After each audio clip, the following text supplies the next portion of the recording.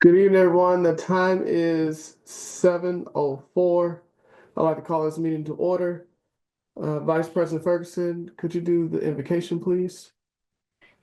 Yes, good evening, everyone. Father, we honor you today. We give you the glory and the honor, and we just thank you for bringing us together once again. Father, we ask that you would just continue to bless us, and we thank you for your goodness and for your love for us. And we ask that you grace us with your presence here tonight. We ask that you will bless us with wisdom, clarity, peace, and productivity. And we ask that you will strengthen those who are physically tired and weary tonight. And we ask that you will bless everyone that's participating in this meeting and or viewing this meeting. In Jesus' name we pray. Amen.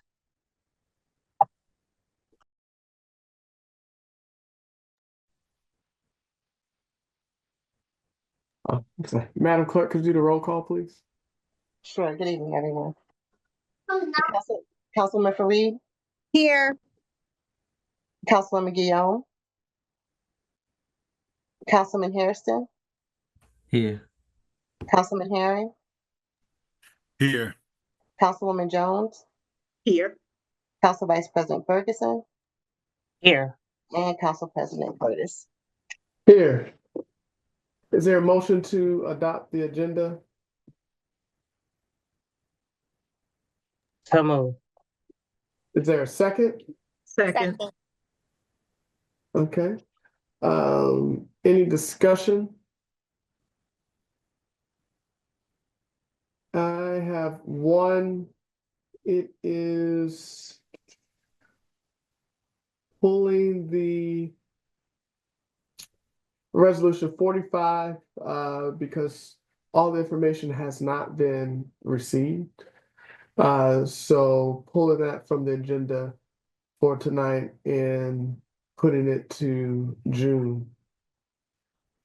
It's a resolution accepting Korenic construction to build elevator and lobby. All right, any other discussion? Any opposition? Hearing none, by unanimous consent, the agenda is hereby adopted. All right.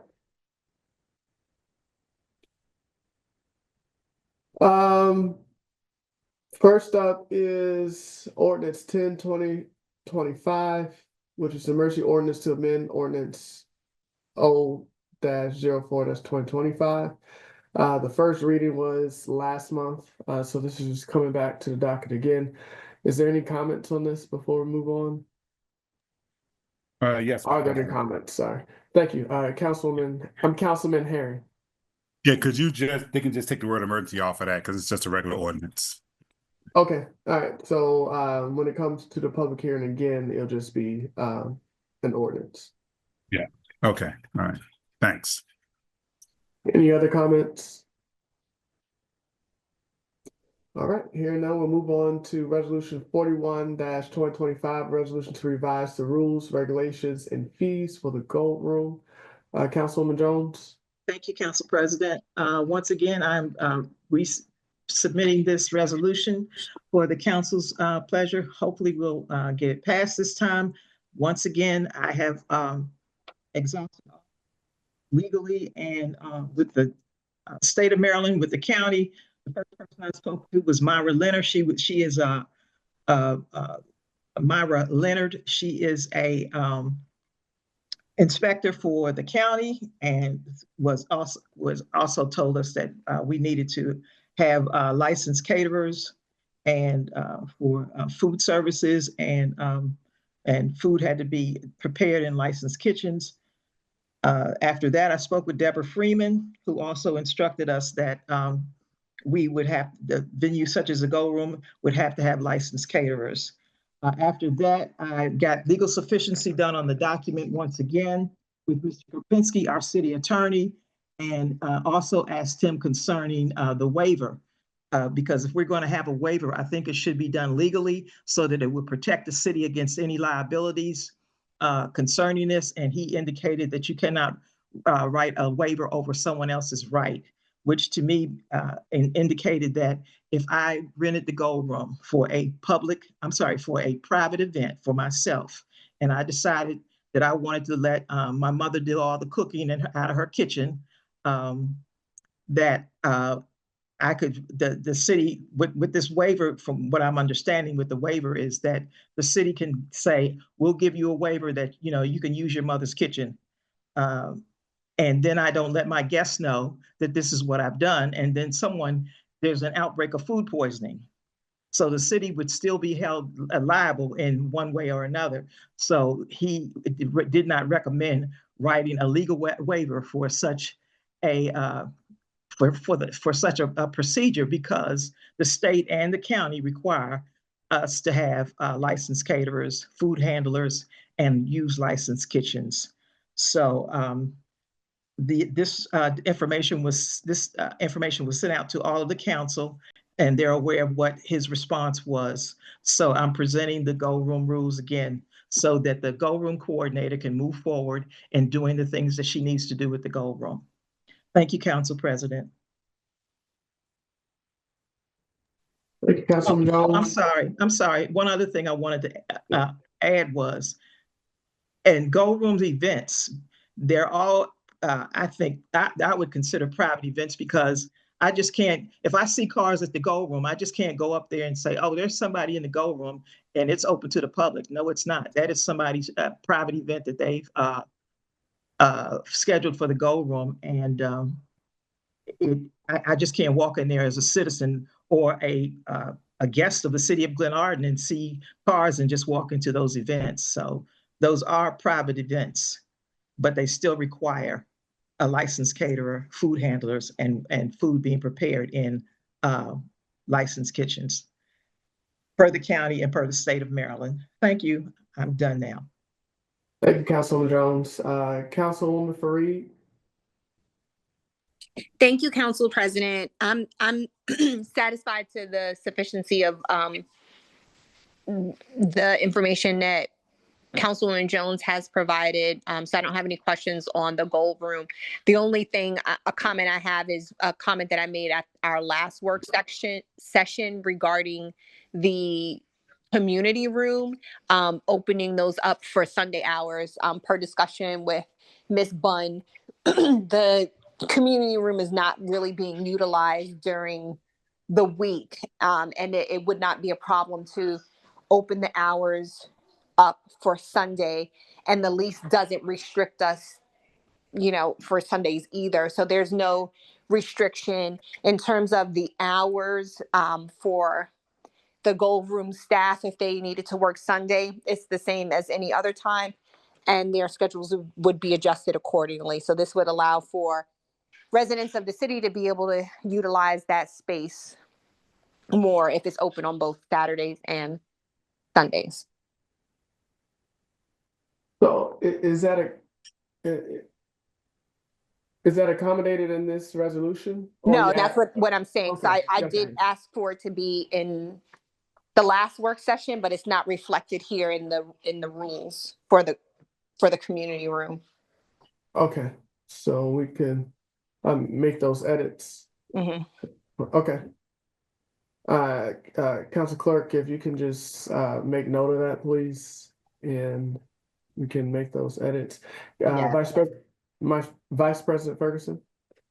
Yes, as far as the waiver for bringing in food for the private events, it is my understanding that the waiver would be the person giving the event would sign a waiver saying that if anything happened, the city would not be responsible, but the waiver, by them doing that, they would be responsible. They bought the food, and so if anything happened, they would be responsible for dealing with the injured or possibly being sued or whatever the case may be. That the waiver was not to force anybody to do anything. So I mean, if they wanted to do that, and they signed a waiver, understanding that they was taking full responsibility should someone have a reaction to the food, and at the same time, they being the ones that were having the event, it would be their responsibility to inform their guests that this is what they're doing. So I don't understand, Councilwoman Jones, when you said that the participants or invitees would not know, or that the waiver is not that they can still sue, bring charges or sue the city, when the waiver would specifically include in the waiver that the person given the event take full responsibility of any injuries. So is that how it was presented to the attorney, and he still said the same thing, or was it presented that way? Thank you. Councilwoman Jones? Yes, that was the way it was presented to the attorney. And once again, he said a waiver will not, you cannot write a waiver over someone else's rights. And if that's the type of waiver that the city wants to have, I would want that to be written in legally done, so that it would be understood that the city would have no liability. But to leave the city wide open and say, we got a agreement between the gold room coordinator and the person that's renting the gold room, that's not protecting the city from any liability, because the laws say that in Maryland, the state of Maryland and Prince George's County, that you cannot bring that type of food into to the venue. So he's saying that we wouldn't be protected. It would be some way where they could still come in and say that the city is liable because they allowed this, because the law has already been written to say that this is not what we're supposed to do. I do Yes. understand that, but again, I mean, I don't understand why documentation has been, the key word is private, and then again, the any type of waiver, I would think that any type of waiver that we would even attempt to adopt would definitely go would be drafted up by the attorney, and the waiver is not between the participant and the event coordinator. It would be basically, again, the city. I mean, if somebody wanted to rent the venue, then that's one of the things that they have to be responsible for, accepting the fact that this is how it is. Just like if they was to damage the property of any kind, they know that they would have to make amends for that as well. So it definitely wouldn't be between the renter and our employee, which the event coordinator. If you can't get an attorney to write a waiver like that, then it's going to be between the renter and the rentee. If that's what the council votes in, the city is still going to be in some way held liable for the food poisoning. The county's going to research back, like they did at the Prince George's Ballroom, to see where it came from and how it occurred, and that's who's going to be fined, and that's who's going to be held responsible. That's my understanding. Thank you, Council President. Thank you, Vice President Ferguson. Councilwoman Fareed? Hi, thank you, Council President. I just want to make sure I understand, and Councilwoman Jones started to touch on it.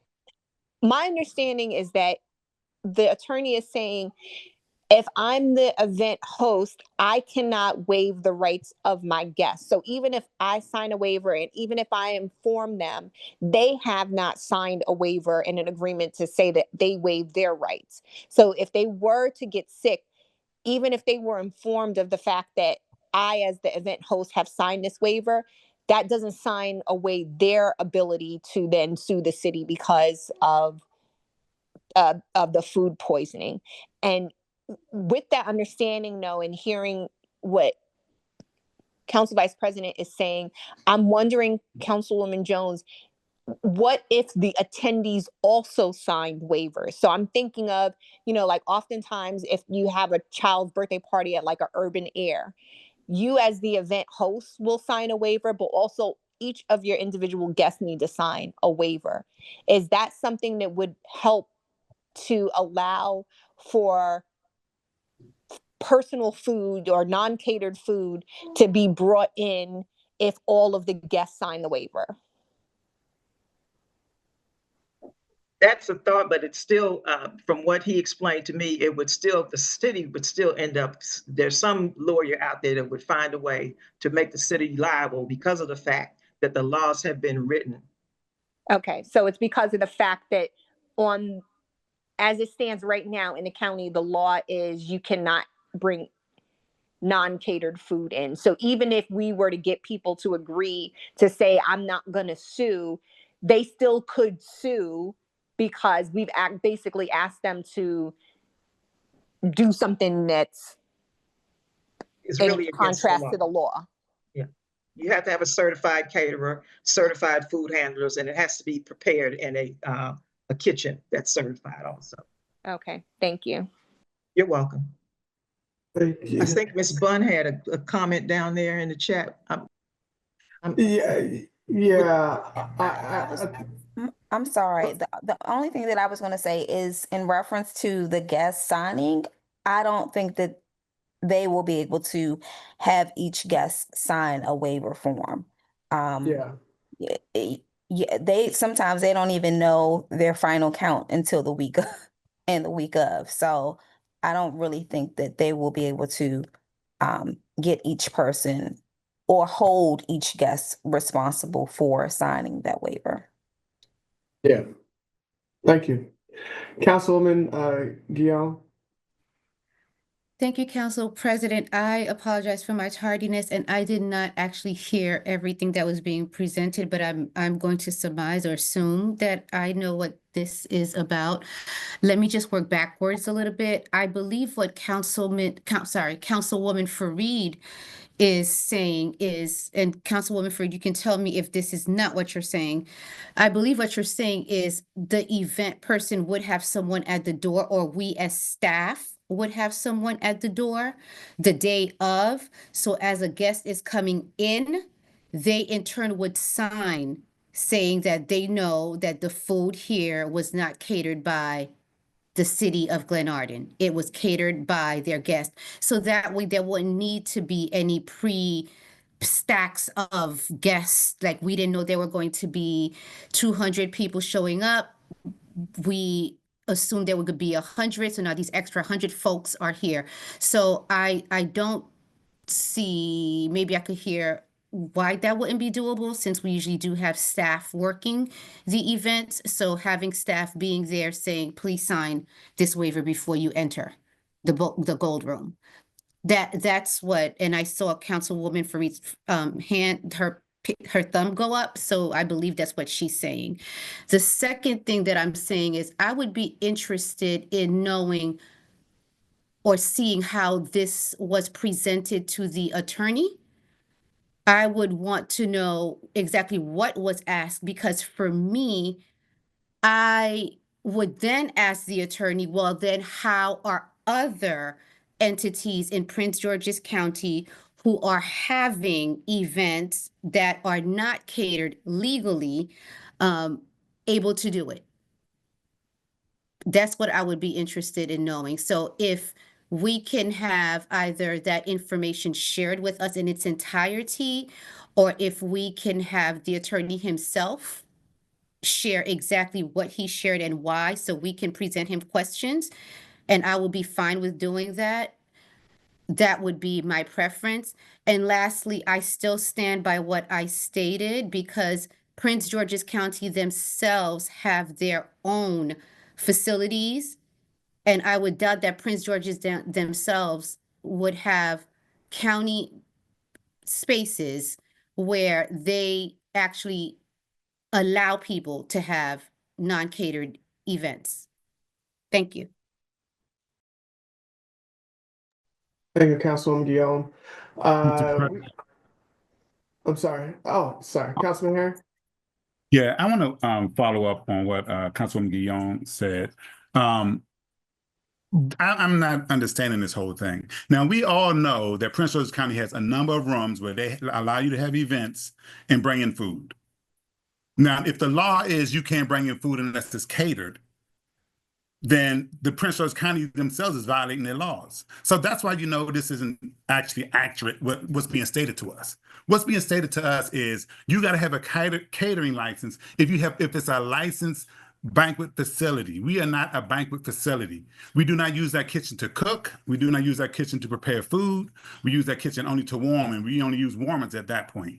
That's where all this confusion is coming in at, because again, as Councilwoman Guillaume said, I would like to hear how it was said to him, because the response he gave made it sound like we're trying to say that each individual renter cannot sue the city. I mean, each individual attendee to the event cannot sue the city, and that's not true. Anybody can sue. Even if they sign a waiver, you can still sue. So people are going to sue no matter what. That's the thing. And right now, in our rules and regulations, we have a release that the renter has to sign, and the release reads the rent. And this was done by an attorney, because the attorney wrote these rules up. So this thing about getting an attorney to do this, and an attorney won't write this, and an attorney won't write that, is not true. But the release that they currently have to sign says, and this was done by Sue Ellen Ferguson, our attorney at that time, the renter does hereby agree to indemnify and hold the city of Glenarden, its agents, servants, and employees harmless from and against any and all claims, demands, actions, causes of action, suits, and proceedings by others and others, and against all liability for damages, including attorney fees incurred by reason of or arising from the use of the Gold Room or the community center by the renter, its guests, servants, employees, guests, or vendors. So it's already there. So the release is there that they have to sign. So if they sign that and we get sued, we say, well, no, they signed this release and they're not going to hold us liable. So you got to go after the person who provided the food, or whoever provided the space, or whoever having the event. That's what it is. So I'm saying, again, that it makes absolutely no sense, and it doesn't make any sense whatsoever, when we all know that Prince George's County facilities allow you to use their space and bring food in that's not catered without signing waivers or anything. So how can the county themselves violate their own laws and then say you're going to get in trouble for violating your laws? It's the way it was presented to the attorney, and that's what really bothers me. And like Councilwoman Guillaume said, we need to hear from the attorney, and he needs to be in the meeting himself. Because I'm telling you right now, and this has gone on long enough, I think we're well within our rights. I know Councilwoman Guillaume brought up information last time that said private affairs, and even Ms. Jones herself said it was their private affairs. And the information that Councilwoman Guillaume brought up said private affair is, you can bring in food if it's a private affair and it's not open to the public. And that's what we're doing. Almost all our affairs are private. So I think we need to move forward, vote the one that we agreed to in June of last year into effect. This is been dragging on long enough. I think these are tactics to get people worried. You ask the attorney a certain question, and he's going to give you the answer that you want to hear based on what you ask him. And that's what's being done here. Because again, the release is already in here. The release was written by an attorney, and you have releases all the time. If you park your car in the garage, they have a sign that says you hold us harmless for anything that's stolen from your car. So I think this is just a smoke screen. I think it's just ridiculous. I think we just need to move forward so we can keep on renting this Gold Room. All of this other stuff is unnecessary. This catering and all. And I wonder what the whole thing is. Does somebody got a caterer in their family they're gonna throw some business their way? Because this is like ridiculous that they keep on talking about caterer. How does that affect you one way or the other? That somebody's not using a caterer or somebody is using a caterer? Unless somebody I don't know. I'm just not understanding all this pushback. So thank you. Councilman Herring and Councilwoman Guillaume. Yeah, Councilman Herring, kind of, now I'm piggybacking off of him. I'm trying to very, very carefully to maintain my composure, as hopefully I've been known to do, but I just don't understand what, as a council, we are doing. I honestly don't know what we are doing. We have voted on this in 2022. 2023, if I'm not mistaken, 2023.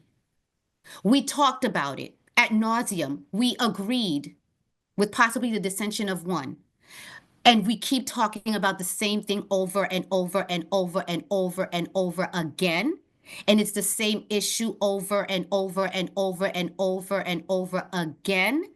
And I just don't understand, even with documentation that was presented from the county. And we are still doing this again. And I see Councilwoman Jones' hand is up. So Councilperson President, maybe, I'm not sure, she's probably going to respond to what I am saying. I don't know what we are doing about the same matter again and again and again. So I am fine, if it's okay with you, Council President, to partially yield my commentary to Councilwoman Jones and then come back, if that's okay with you, because she may be That's- responding to what I'm saying. Yep, that is fine. Councilwoman Jones? Thank you, Council President. Thank you, Councilwoman Guillaume. The only thing that I'm trying to present to the council is to make sure that we protect the city and follow the laws of the land.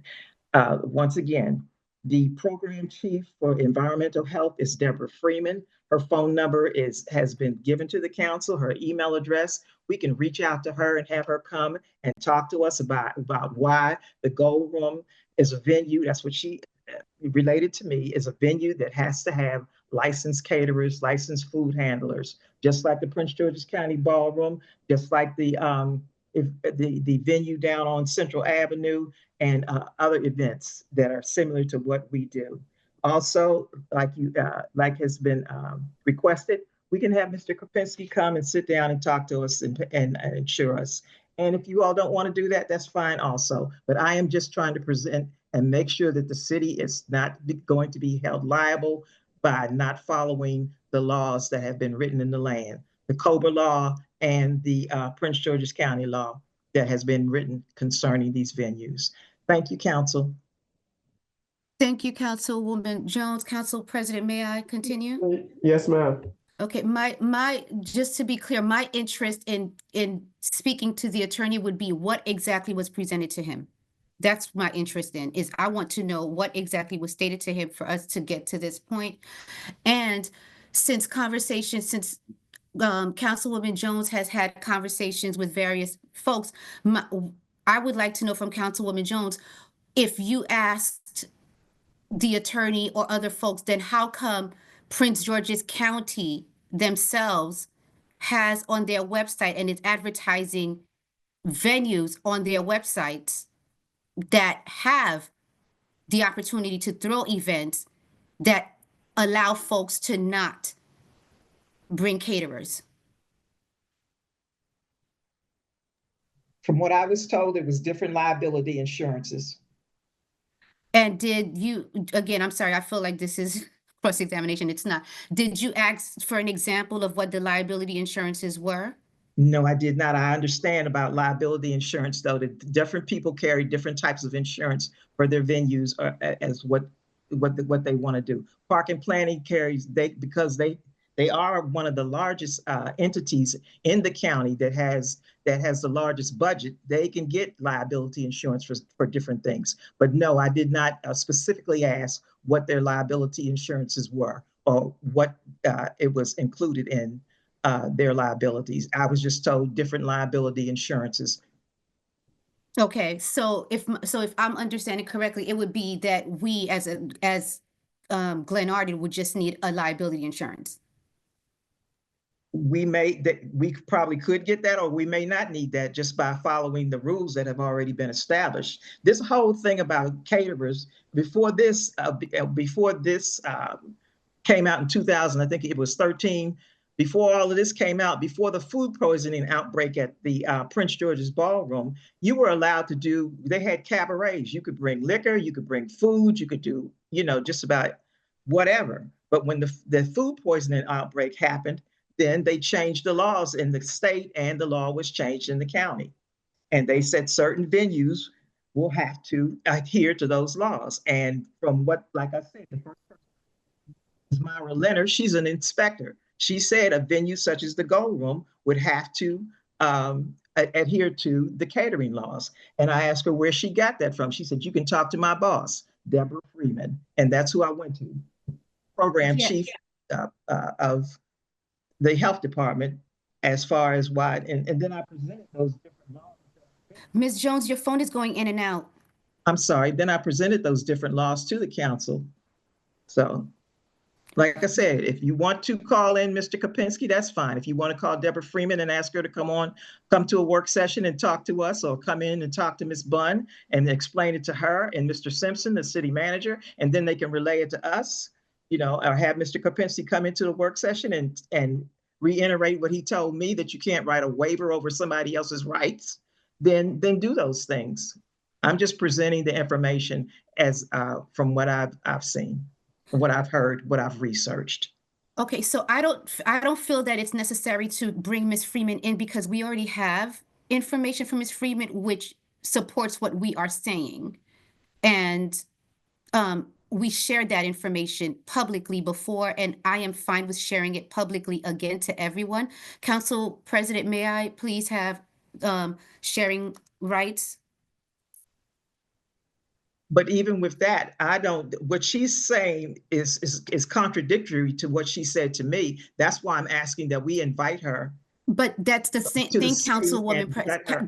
Well, Councilwoman Jones, that's the thing. You're telling us to invite someone who either told you the truth or didn't tell you the truth, and then is sharing stuff with the council. Per you, you're the one that shared the information that you got from her to us, and you showed us the thread of what she said. So I'm sharing that you actually yourself saw what she sent to you, that you shared with us. So that And what information she and I'm good. I'll just share the screen so we can all just be on the same page, because I'm being respectful. I hope, or I know it sounds like I'm excited about this. I'm really not. I'm just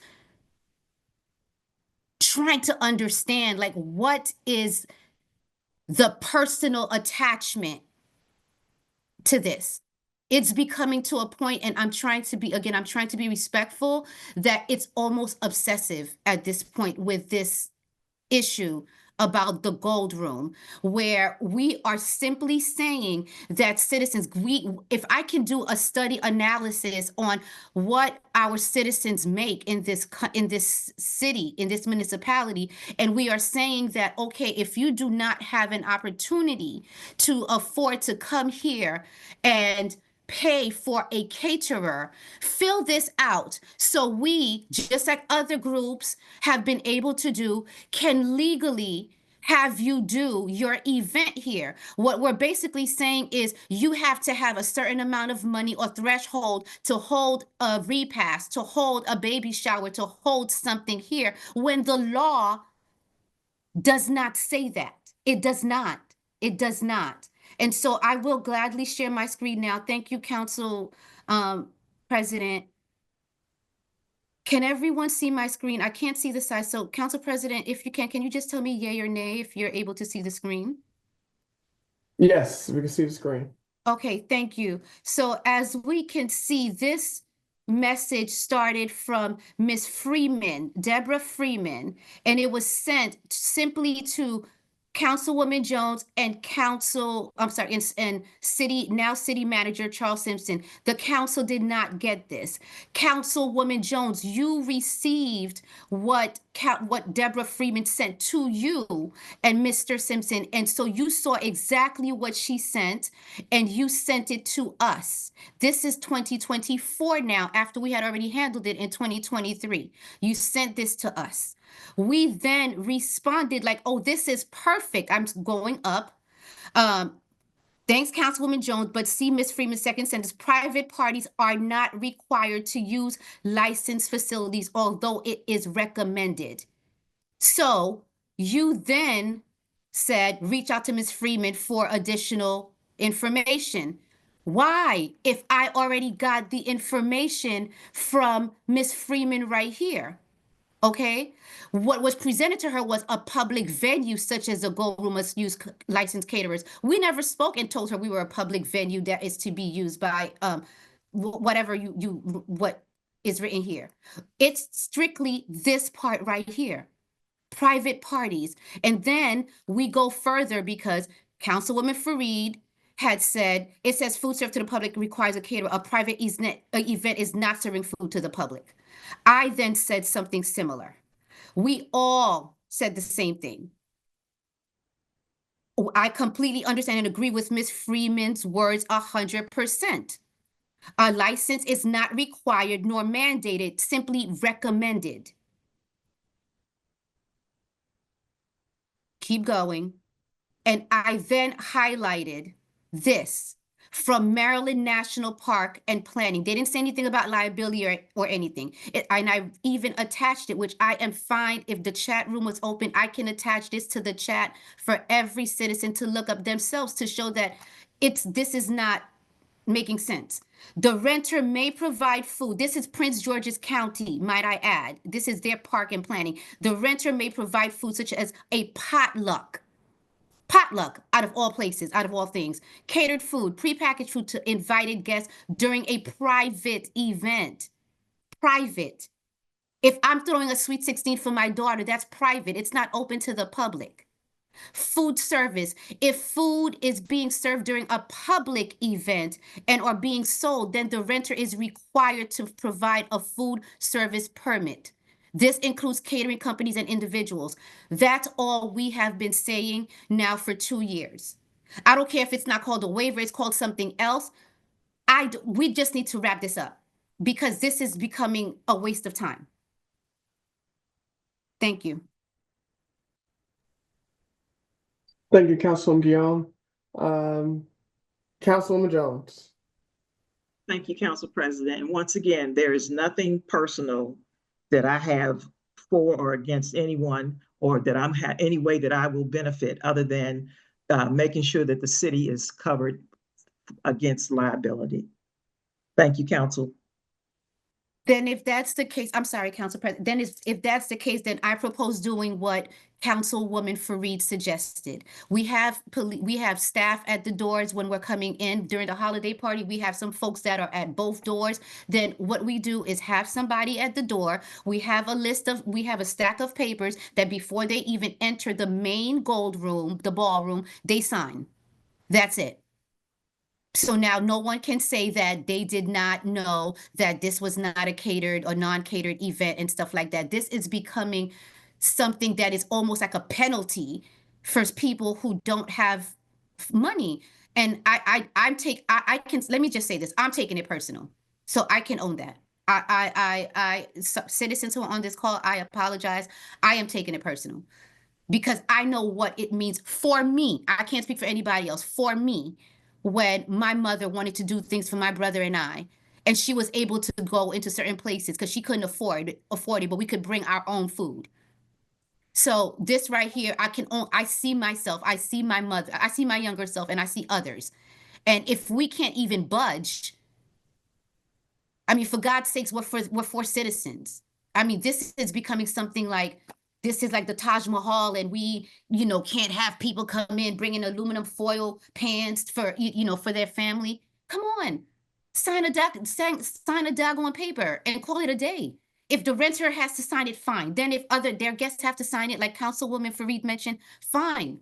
But this is something that is dragging on. And I wish I could still be on council, because then I would say, like, if there was a law for us to not keep bringing the same stuff that we voted on and agreed upon already, we just need to do that and stop bringing things up over and over again, unless there's a new rule that came out that we didn't know about. I promise to now stop speaking, Council President. Thank you, Councilman Guillaume. Work sessions are for us to work on things, and so we can present something that we can all at least vote on, up or down. So, Mr. President, I do want to add one more thing to this. Sure, Councilman Herring. Again, and I don't think we should have to have anybody at the door signing any type of waivers. This release that we have in here puts the responsibility on the renter of the room, like they do, like at park and planning. And I'm sure they may not even have you sign one, but you know that if you're bringing the food in, they're just renting you the space. And if somebody's going to sue, they're going to sue no matter whether they sign something or not. I think that we need to just move forward, have them continue to sign this release that we have in here that's going to hold the city harmless for anything that the renter provides or that the renter does. And I think that, and I want to tell you this, I think it's very deceptive, because something was said and about Councilwoman Jones. She's like, and Deborah Freeman, she said something about Deborah Freeman said the facilities like the Martin's Crosswinds and the ballroom, or Peach County Ballroom, and the other rental place, facilities like these need licenses. We are nothing like the Prince George's County Ballroom. They provide food, they cater. They require you to use their caterer. The other one, down there by Evangel Temple, wherever they call that now. That's we are nothing like them. They provide catering only. You got to use their catering. Of course, you got to have a licensed caterer, and they're open to the public. They have public events. You know, these are private events, and I just think it's frustrating that people go out here and they ask the attorney a certain thing in a certain way to get the answer that they want, and then they come and get it, and then we see an email from the same person that the person mentioned saying you don't need it. So that's what I'm saying. I'm getting really frustrated with this too, because it's basically holding up the whole process. When all we got to do is just vote on it. We sat there in June, we sat there and we discussed this for 2.5 hours on what we want to have and how we want to move forward. And here we are, I'm going on a year later with the same thing, and keeping to bring up a piece of legislation, they're pulling it back, bringing it up each month, they're pulling it back, bringing up it again, and pulling it back. So that's why I'm bringing up mine. So we can move on. Thank you, sir. Yeah, bringing up yours. Oh, yeah, I got one on you.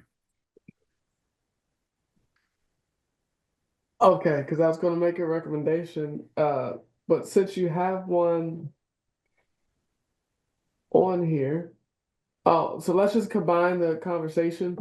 Yeah. It's fine. So let me just ask this: is there anyone who wants to bring Ms. Freeman or Karpinski in to discuss this further? I know Ms. Jones, it will probably be a yes. Is there anybody else?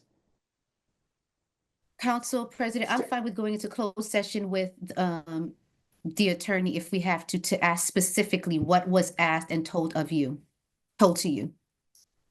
Okay.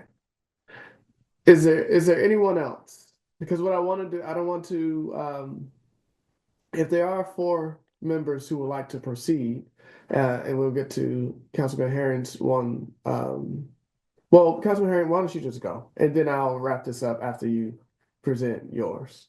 Basically, oh, okay. Thank you. Basically, I'm sick and tired of this gold room thing. I'm tired of a piece of legislation it's been brought back 2 and 3 times. Over every month, it's being brought back and pulled back, bought and pulled back, bought and pulled back. It's almost like a stalling tactic.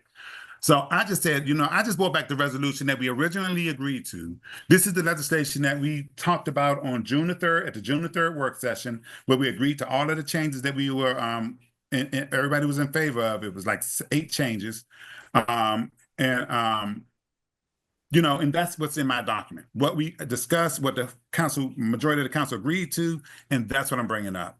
And that's what I think we need to vote on, because I'm tired of this getting pulled back. So if she wants to pull it back again, at least mine is on the floor so we can vote on it and move forward if we want to move forward on it. Because this is getting absolutely ridiculous. Thank you.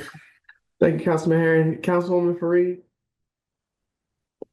Thank you, Council President. I'm fine with moving forward with the re-presented resolution from Councilman Herring, but I just want to make note of the fact that the gold room changes and community room changes that we're looking to vote on are not just related to the catering.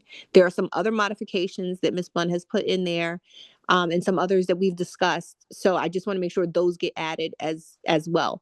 Ms. Bunn has highlighted in yellow the items that are new. I don't remember all of them, but we should make sure that those are included, as well as the change around the days of availability for the community room. Councilman Herring. I'm sorry. Oh, that's an echo. Councilman Herring, are you okay with adding those amendments to your what you have presented, so that everything that Councilwoman Fareed has referenced is encompassed in your legislation?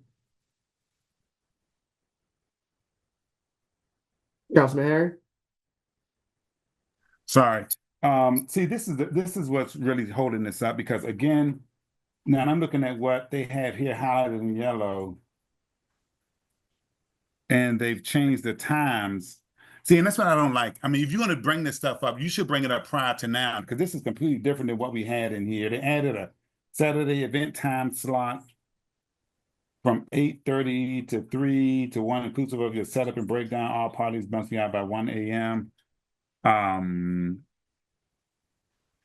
Yeah, I'm just showing that. Okay, that's fine with some of these.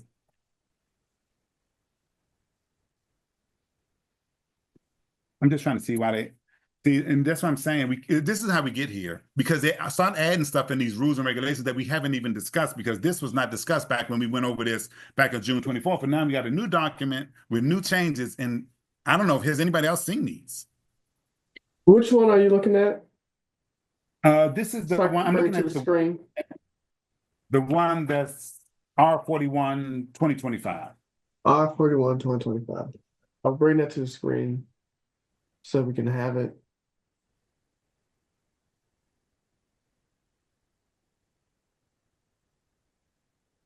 President, that resolution was brought when the council spoke about the changes, and Ms. Bunn and Mr. Simpson went back and made sure that the changes that were presented from the council were included. So this isn't anything that, and this resolution has been sent to the council at least 3 times with this yellow highlight, so. Mr. President, no, it hasn't. I'm looking at what we last discussed was June. It was in June with the changes in it, and these came out in the next. I guess the next go round, and they're slipping stuff in there. I don't even ever remember speaking about this, and I know these were not discussed at the work session that we talked where we had the conversation in June because I looked at the whole thing. So these were put in here. I don't know where they got that from. And if they can tell me what meeting they heard that on, please share, because I don't remember it ever speaking about that. I mean, I have no problem with these, but I'm just saying I don't like when people slip stuff into a document when we're trying to pass a document. I don't remember discussing these. Thank you. So you're okay with them? You just I'm fine with them if that's what if they want to do that. I'm fine with that, with the changes. That's fine. But I just Okay. don't like the way things are done when we're trying to vote on legislation and things are getting slipped in here. Well, Ms. Bunn has her hand up. I think she could also So clarify. I'll go to Councilwoman Fareed and then Ms. Bunn because that's the order I see it. So Councilwoman Fareed. Yes, thank you. I just wanted to say that these changes were presented a while ago. Unfortunately, every time we bring this back, we just kind of stay talking on the catering topic and we haven't gotten to talk about those highlighted changes, but they have been in there for a while. I have had, the opportunity to kind of have conversation with Ms. Bunn about them and the nature of them and how they would impact us. So I know for a fact that they've been in there for a while, but again, every time this comes to the table for us to discuss, we never get to those pieces because we just are focused on the catering part. Okay, thank you. Ms. Bunn. Yeah, I just wanted to just piggyback off of what Councilwoman Fareed and Councilwoman Jones stated that yes, this has I've been submitted this information. We just never had a chance to discuss it. But I did provide this information when we first talked about bringing everything back up for the Gold Room. So, but it's basically just to extend more hours for the Gold Room so we can get more clients in per day, and just a couple of other things that I see that needed to be addressed in the rules and regulations. Thank you, Ms. Bunn. Councilwoman Guillaume. Thank you, Council President. I was going to say almost the same thing that I did get I was in receipt of these amendments as well. And in the interest of time, can we just scroll through what the highlighted sections are right now during work session so we can just yay, nay, and move it forward? So then if Councilman Herring would like to still present his option as far as bringing the Gold Room rules forward for a vote, then we can do that. Okay. Well, I'll go through all of it again if you would like. There we go. Sorry. Again, this is just extending the hours. Any comments here? Council President, may I? Yes. Would you like for us to just say out loud yay, nay, or no, just No, to make time go quick? Like I'm fine with what I'm watching, what I'm seeing on the screen right now, but I don't know how you'd want all of us to respond. Yeah, if there's no objection, sort of like the agenda, if there's no objection, Okay. then we'll just move forward. So, and Okay. to avoid everybody opening their mics saying yay or nay, we're only listening to nays at this point. And then we could discuss if somebody has a nay for a particular edit. So any nays on this? Okay. Okay, so let me just say this. I need some clarification on this because, like I said, I don't like the way it's done. You throw stuff out there. We've been going through different versions of this thing. You know, I saw the yellow one time before. I don't remember all of it because we keep on changing out. Again, if you want to make these changes, you need to bring it to the council and then put it on the agenda for discussion, and don't just sneak it in there and hope one or two council members throw it in there and say they okay, and then it rolls out here. You know, if you want something done, you need to make sure you put it in there and that it's discussed, because again, I didn't see all of these, and some of the stuff is not even highlighted in the packet I got here. But for this, I'm just trying to figure out, okay, hourly events, and is this hourly events in the gold room?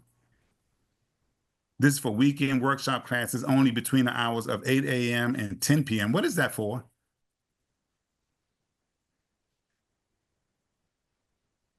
Ms. Bond? So we have some people that's been inquiring to utilize the gold room for just maybe as a class, a small class, and this was a suggestion to do on a weekend, and to have it during these time frames. But we have had several people, well, to call in reference to small workshops or just classes like a fitness class or something in the morning. And I decided, well, I wanted to put this up just as a discussion to see if we can get that approved, because we have had a couple of people ask about just having like a 2-hour slot on a Saturday for their class. And we would charge them how much? It's at the bottom. It's located at the bottom where the fees and stuff is at. I think it was at 150 or something. I don't remember. 150 for 2 hours. No, I sorry, please disregard what I'm saying. Sorry. Ms. Bond, do you know what page that is so I can go to it? I think it's the last page, maybe like 13 or 14, something like that. 13.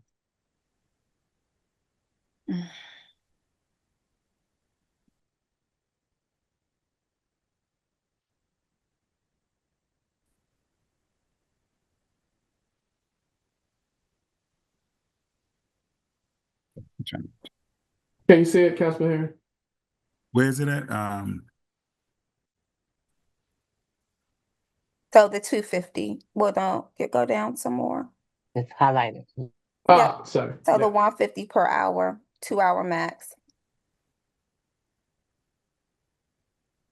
So they're going to pay $300 to have a workshop or a class on a Saturday morning. All right. All right. I mean, okay. Okay. All right.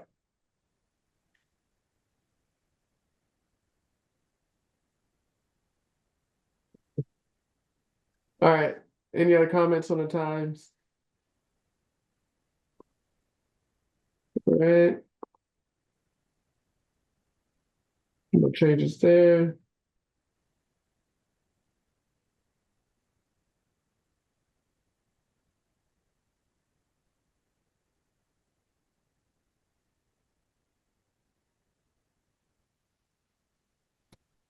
We saw this. This is a change. Yeah. So we're good. And I think the rest of these are, I don't know. There are some down here. What's up behind? Yeah. This is the community center, I'm sorry. Ah, okay, community center. Any comments? Use of facilities granted for meetings and workshops only for not-for-profit organizations. Sorry, say it again?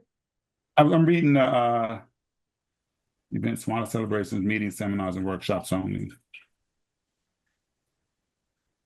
I'm just saying the second item that says nonprofits and organizations, use of this facility will be granted for meeting and workshops only. I'm not understanding that. How would you know? So I've received calls in reference to utilizing the community center in reference to, workshops or classes. I think that this, in my opinion, will be another way to gain access, gain revenue for the community center, because we do have a lot of organizations that would like to utilize that space. They have a smaller workshop or something like that. So that facility is supposed to be for, you talking about outside organizations outside of Glenarden? Correct. And that space is supposed to be only used for Glenarden residents. And that's what we agreed to when we got that facility, is that it would be used for Glenarden residents for small events, smaller events. And I don't think we should be allowing our residents to be bumped by other organizations or nonprofit organizations outside the city of Glenarden. And I keep on saying this, and I don't think are hearing me. I say this over and over again. That facility is not to generate revenue. That facility is a give back from the developers to the city of Glenarden for our citizens to have community events there or have little private events there. We are not there to make a profit off of it. And I'm not understanding why y'all are not hearing that. That's not the purpose. That's not the intent. That was not the intent. That is the agreement we had with them, was that it is not a revenue generating thing. That's why the manager over there always is complaining about the room, because she said, you're renting the room, and we are not renting the room. We are letting people use the room, and we charge a usage fee, not a rental fee. And that's what keeps them popping off and going to get their attorney and saying y'all using it for the wrong purposes. It is not a rental facility. It is a facility that we allow people to use, and we charge a usage fee. And I'm not understanding how many times I have to say that y'all not getting it. We're not making money off of that room. And when we start making money off of it, that's when we're in violation of the lease agreement that we hold with them. So thank you. I just think that needs to come out. I don't agree with that, because I don't think we should bring in that our citizens would be bumped because we got nonprofits and stuff that's going to be using it on the weekends, and we're not, and they're not, and they shouldn't be, and we shouldn't be renting it anyway. And that's my feelings on that. Thanks. Thank you, Councilman Herring. Ms. Bond? I just wanted to clarify. So the majority of the nonprofits or organizations, it's during the weekday. It's not during the weekend for their workshops and meetings. Doesn't matter to me. I mean, I say stick to what we agreed to with the developers. It's not a rental facility. We're not supposed to be making money off of it. Because then when they do get their lawyer and they come back and say, y'all using it as a rental facility, what are we going to say? No, we're not. It's supposed to be in a community room, not a rental facility. Thank you. Oppositions for this portion coming out, so it could stay consistent with not being a rental facility. Councilwoman Fareed? Well, my opposition is not about it being a rental facility or not. It's just about the utilization of the space. It's intended to be for the community. I mean, and when I say, I'm not here to say that we should be making revenue off of it. My comments are solely around the utilization of it, because that space is not being utilized for the community, because of the fact that most people are not doing things during the week, meaning Glenarden residents who want to use that space, which is why I'm proposing that it be available on Sunday as well. But also, oftentimes when we are talking about community uses and things that people in the community want to do, we're not offering that space, and even being criticized when that space is brought up as a place where those types of things should take place, like where the seniors are playing cards, for example, instead of using the nutritional center. The community room would be the ideal space, just for the fact of that it's supposed to be for the community's benefit, and it's not getting used. So my only question and concerns would be, again, not around the rental rates, because I agree the purpose is not to necessarily generate revenue, but how do we increase usage of that space for the benefit of the community? We don't have events there, as a council. Like, we do things through the gold room. Everything is at the municipal center for the most part. That space is being widely underutilized. So, do you have a recommendation for this piece? You're asking that it stays in there, but only for the usage of bringing. You still have to brush my teeth and wash my face. You do have to brush your teeth. Thank you. Sorry. Sorry about that. What I'm saying is that regardless of the rates, right? So I'm not trying to advocate for us to make money off of this. I'm just talking about its use for community purposes.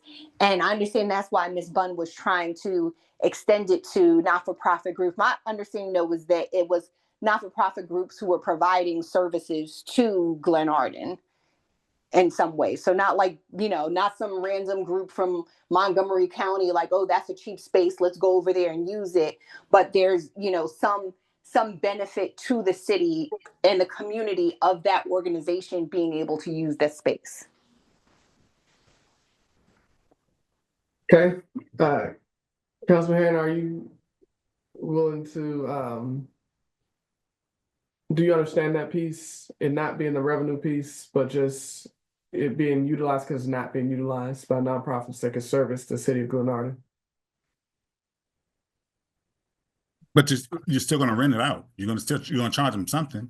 No. If I'm understanding correctly, it'll just be the usage fee, the cleaning fee, which I think is the $50. So it's not going to be utilized like the Gold Room where they get to rent it out and do events. It's it'll be the same as if it was if you wanted to rent it, just a $50 fee for the cleaning. But you're still going to use. It's going to be organizations that's outside the city of Glenarden. They're going to be able to come in and use. Servicing the city of Glenarden. If I understood that correctly by Councilman Fareed, that they're nonprofit organizations that will hold, let's say, meetings and workshops that can actually service the city of Glenarden. So if there's a financial literacy nonprofit organization and they held an event there in the community center, that residents from the city of Glenarden can attend those workshops and can attend those meetings to obtain, information on how to be financially literate. You understand what I'm saying?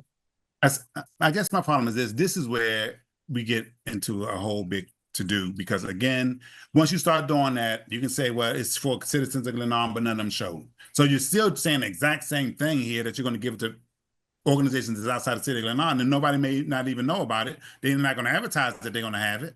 We won't know anything about it. So how our citizens are even going to attend? Are we going to require them to advertise in the city of Glenarden? I'm just saying that it should be utilized the way it was intended to be utilized. And if the citizens don't want to use it during the week, so be it. But I would not sit there opening it up to nonprofit organizations, because I'm telling you, you're going to run into a problem when you start having people in there and it gets noisy or it gets loud. They're going to complain about that. We already get complaints on the weekends. So I'm just saying, use it for what it was intended to be used for. Why are we trying to change it over to something that it isn't? It's a community room. That's it. We don't have it doesn't have to be used every night of the week. We're not making money off of it. It doesn't have to be utilized. If people don't want to utilize it, the citizens don't want to utilize it during the week, then so be it. But to sit there and just try to make people come and use this facility during the week, what difference does it make to us whether they use it on the week or not? It makes no difference. We're not making money off of it. So if it's dark, it's dark. We need to be focusing on the gold room. That's what we need to be focusing on, getting people in there during the week. Okay, That's, all right, I just think we need to just take it out. I think we need to just take it out. okay, thank you. Mm. Vice President Ferguson, and then we'll go to, then we can move on to the next one, so we don't belabor the point. Yes, I mean, I was basically going to say the same thing that before Councilman Herring spoke, which was I really think that I mean, I understand the idea of what what is being presented here, but I think that the room should be used for the intent that was originally agreed when it provided for the citizens of Glenarden. And if there's a citizen that wants to use the room, then I mean, if the data is available, then they have the option to do that. But the fact that it's not being used, I mean, I can see if it was a place that was looked at to bring in revenue, or it's like it's not making money and it's supposed to be, then I can see it comes to some other options. But I cannot in good conscience agree on this, knowing that this is an agreement that was written up and intended, whether it was an agreement or whether, I don't know, it was before my time, but whether, there was signatures done, and I know that this is not the intent. And, to, if it stays in there, then I would have to abstain the whole thing, because I know that it's not supposed to be done. So I'm gonna have to go the way it's supposed to be going. And what I'm saying is that this is not the intent. So I cannot agree in good conscience to vote yes to that. Thank you. Okay. Thank you, Vice President Ferguson. And final comment to Councilwoman Fareed.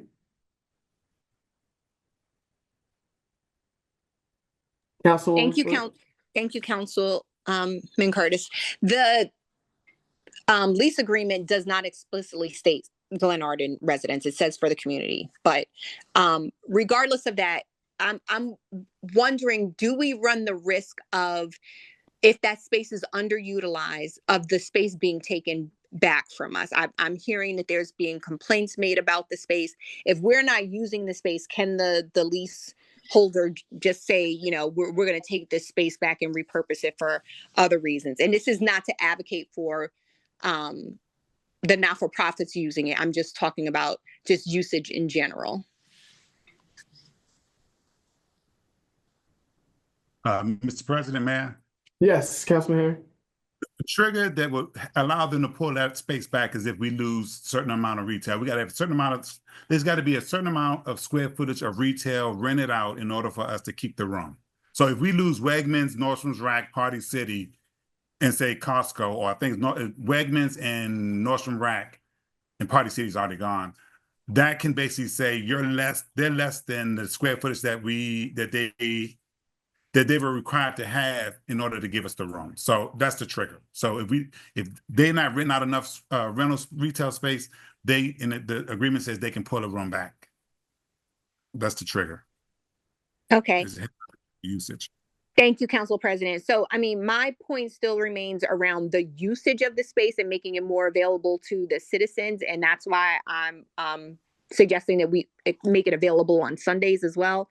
So if residents want to host a baby shower or whatnot, that they're not just restricted to that Saturday time, because those types of things typically don't happen during the week. And I think that would be a good way to expand the usage, but keeping it within the constraints of Glenarden residents. Okay, so we're going to remove the nonprofit organizations. Any opposition to that?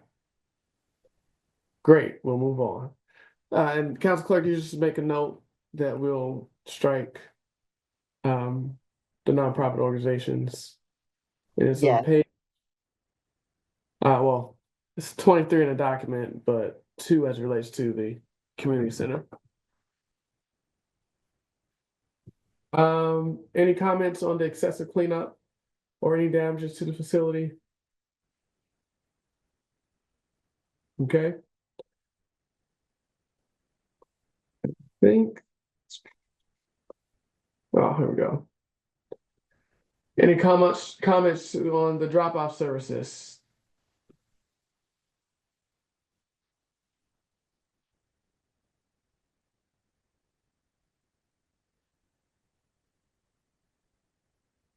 Okay, Hold up, Mr. President. Well, we'll go back. That's the same exact issue that's in the gold room about people bringing their own food in.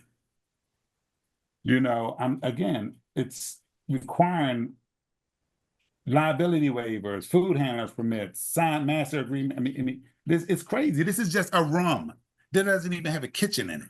It has a kitchenette with don't have no type of cooking facility. It's just a space. Why are we putting all of these additional? A serving staff must be present to serve all food. That needs to come out. This is just getting ridiculous. It's just a simple room. And this is a community room. And it's not supposed to be a burden on the community to use a community room. That needs to come out. I don't know why it's even in there. what's specifically are you asking? Drop-off service all the way down to the last highlight, from the first highlight to the last highlight. That all needs to come out of there because you can just bring whatever you want up in there. That's just a simple room. I'm not understanding. Go ahead. Go ahead. No, go ahead. No, I'm not understanding. Again, here we go. This is what we just got finished arguing about with the gold room rules. You're putting more restrictions on here than we are in the gold room. This room is truly a simple room. It's not a bank. It can't even be considered a banquet facility. It's a private facility, and everything in there is a private event. So I don't understand why we had this drop-off service and all this other stuff. All of that needs to just come out. Including a signed liability waiver form? They sign a liability waiver when they sign a contract. It's in the release that I've read, spoke on both the gold room and the community room. Yeah. Ms. Bunn, did you want to speak on this section? So these are two separate things. So we have one for the gold room and we have one for the community center. So this is just basically stating that they have to sign that liability waiver form. When they get this package for rules and regulations, this is just stating that they have to sign that waiver form.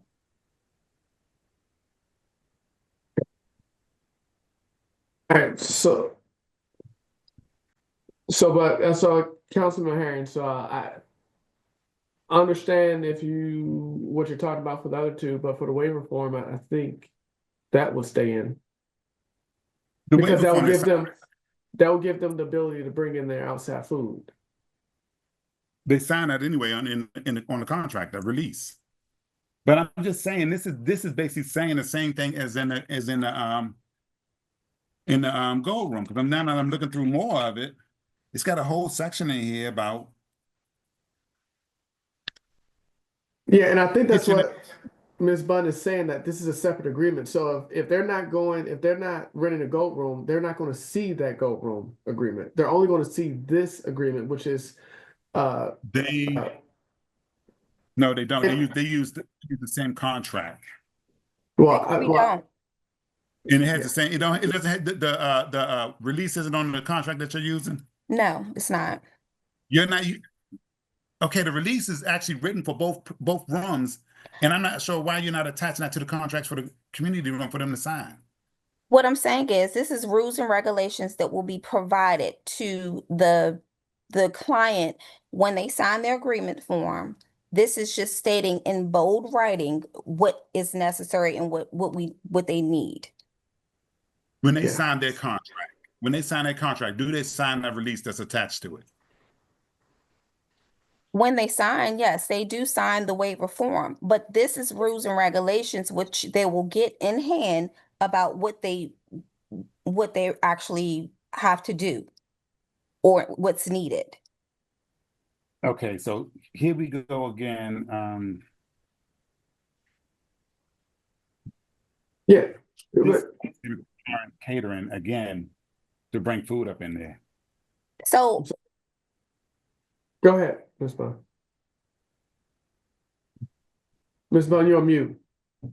No, so he was talking about catering. So clients do bring caterers at the community center. So I wanted to just make sure that was in there just in case if a client do that can be, the wording can be in there exactly what's the expectations is for a client that bring in a caterer. This is just for drop-off services, so that this is what will be necessary for, for anyone that would need to drop off food or to bring in food. So if somebody brings in food from outside, they gotta have the liability waiver, a food handler's permit, and sign the master agreement. It's up to you guys what you want to do, but this is. No, I'm just asking the document that you have right here. It says that they Yes. need a food permit. That's what I'm saying. Again, here we go again with this food handlers permit, this catering thing. That again, if somebody want to bring food into this to that community room, because basically it is truly a community room, can't even be mistaken for anything but that. That should not be in there. Do you need to put in here that people can bring their own food in from outside, same as we doing in the gold room? So that same verbiage need to be in for this community room. The community room is more stringent than the gold room now. So I Okay, think that needs to be put in here about people being able to bring their own food in. all right. So adding verbiage that people could bring their own food in, eliminated food handlers permit, but keeping, Ms. Butler, what's the signed master agreement? Is that the liability form that Councilman Herring is talking about?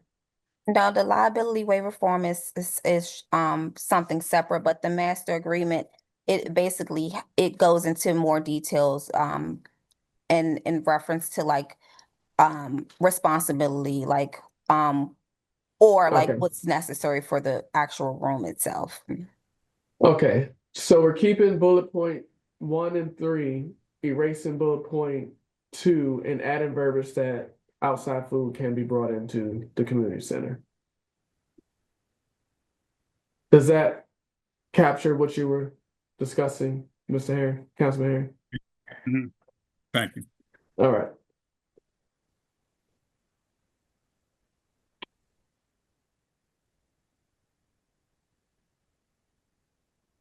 And I believe that is it. All right, so there were, I believe, 2 real major updates, one that we just discussed, and I believe we have to make sure that the waivers in the gold room, because there will be a waiver, and we have accepted everything else. So we can move forward with this version of it with the edits that we just discussed. No, No. not that version. Whose version is that? So Whose this version is is, that? Is that my version or that the other version? from my understanding, this is the version with the edits that were presented before, whether we reviewed them or not. And now we went through them and reviewed them. So it includes everything that we talked about. Hold on 1 second, I'll come back to you. It talks about everything that we talked about. The only thing I think Councilwoman Jones had put in here that's different from what we agreed to was the whole waiver thing. But we're backing that out and we're saying that, hey, people can use a waiver and bring in their own food.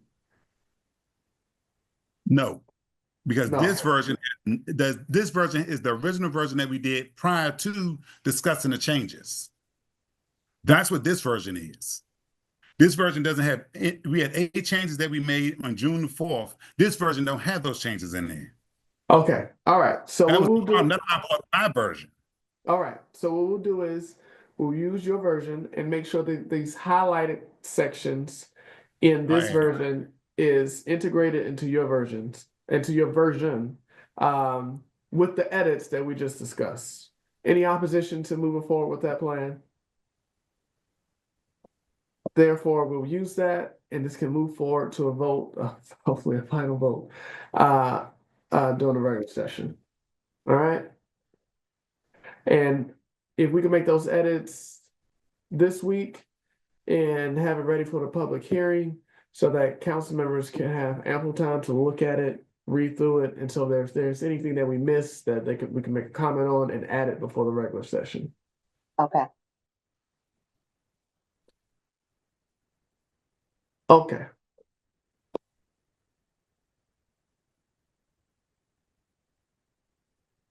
There's 2 agenda items with that 1. So we can move on. So we like that 1, 2, This is gone. 3. All right, so we're moving on to Resolution 60, 2025, a resolution accepting a grant from the Governor's Office of Crime Control and Prevention in the amount of $40,000. This and also authorizing the Chief of Police to utilize said funds for surveillance equipment and the annual cost of license plate recognition services provided by Flock Group. Are there any, oh, well, Mr. Simpson, you go ahead and make any other further presentation on this. Good evening. There was a different version of the resolution that was sent via email. I think the one you read is the incorrect version. I just want to make sure the correct version is made available. Okay, Council. 1 second. Was it sent to me today? Oh, yeah, I see it. Hold on. So, Mhm. so there, I have 3 in my inbox. So all 3 of these should replace what's on the agenda?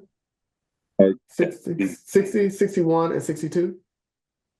No, so we just have 60, and there were some updates that were added to additional updates that would be discussed during the work session that we wanted to make sure were provided for council to discuss. So the 60, there was a addition, and I have that email, and it was sent. You're muffled. I can't understand. Oh, I'm sorry. Resolution 60, 2025, that one was sent out via email with the revisions and the corrections. And that was posted. And there was and in that email, it had a couple of other exhibits and information for council to be able to review and discuss for the other resolution. Okay. So are there any comments from council members on this resolution? Yes. Councilman Henry? Couple. Where is the grant? I mean, I'm tired of getting these grant resolutions with no grant documentation, no write-up. We don't even know what we're doing with it. We see absolutely no paperwork, and I have a problem with that because it's our grant and there's nothing attached that shows how. I want to see the background information on the grant application. I want to see the grant application. You know, I mean, where is it? You want the grant application I for want the to see the $40,000? grant application. Yes, we should be seeing these grant applications. We should not just be taking these and just saying, "Okay, we got this grant." But what does the grant require? What is it? I mean, are we in line with what needs to be done? I would like to see the grant application and how it was applied for. I mean, we can We've certainly. always gotten the grant applications. This is the first council I've ever seen where we do not get grant applications with whatever they filled out. We are not getting that information, and I would like to see it because I mean, because it's been about a year now, and we haven't seen anything. Now all of a sudden, at the end of a contract, we're going to start getting grants. But anyway, I want to see the grant application. That's fine. Because I want to see what the actual requirements are to get these grants. So, I mean, they need to be attached to these resolutions. It should be transparent. The citizens need to be able to see it. The council needs to be able to see it. Everybody needs to be seeing what was applied for, how it was applied for, what information is required, what information is required from us to get the grant, and what are the deliverables for the grant. Do we have to report anything? I want to see the paperwork on all the grants that we get. The grant applications. If you want to see the application, I'm pretty sure that you can get the application. That's fine. No, I want the grant, Ms. Brown, I want the grant application attached to the resolution. It should be a part of the permanent record. This giving us resolutions with no backup, just saying we're getting this, and we don't even see the grant application. That should be something that's attached to the resolution, which has been done historically and should not have changed at all.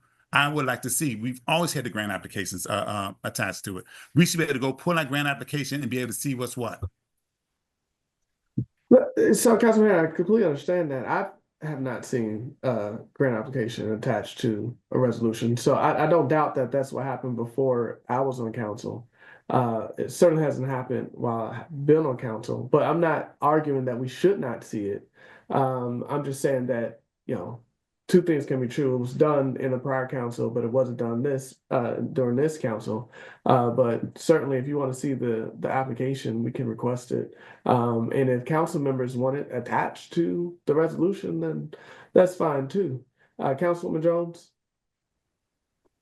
And I think there's a representative from Flock on here that could give us an overview if that's what the councilman seeks.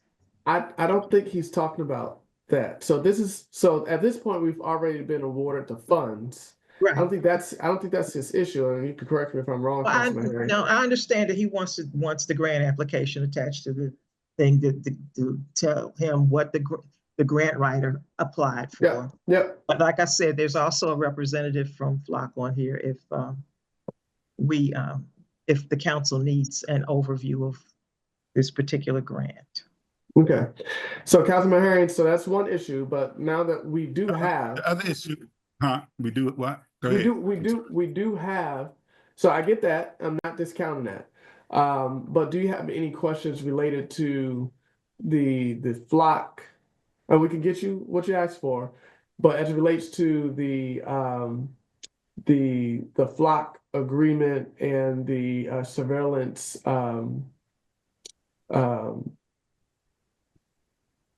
award, or well, not award, but the surveillance equipment and things like that. Do you have any questions related to that?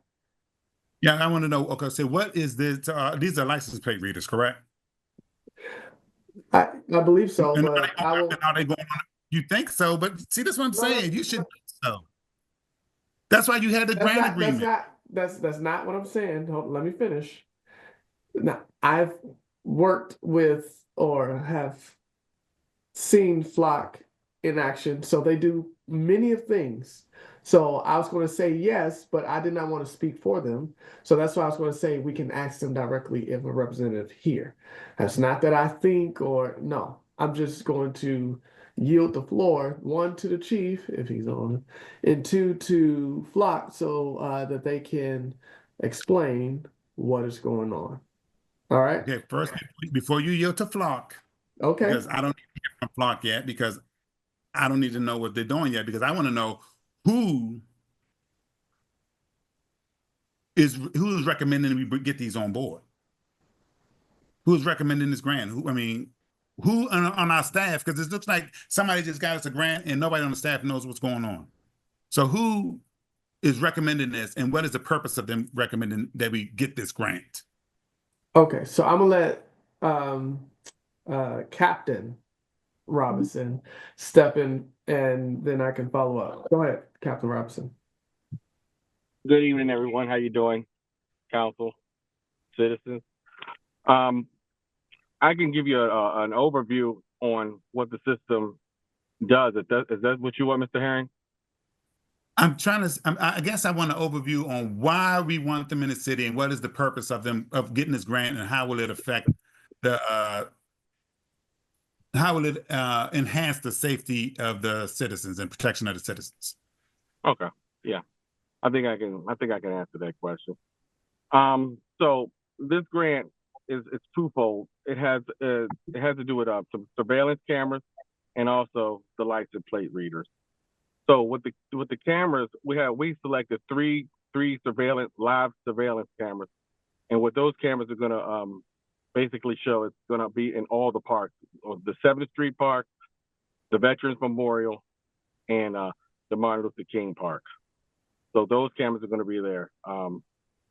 These cameras will be able to. They're live. First of all, they're live streamed, and they also gonna have a mode called Guardian.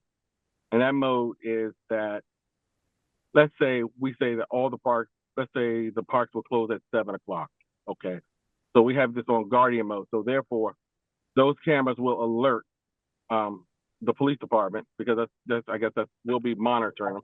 They'll alert the police department if a person walks into the park, a car parks in the park, or something like that.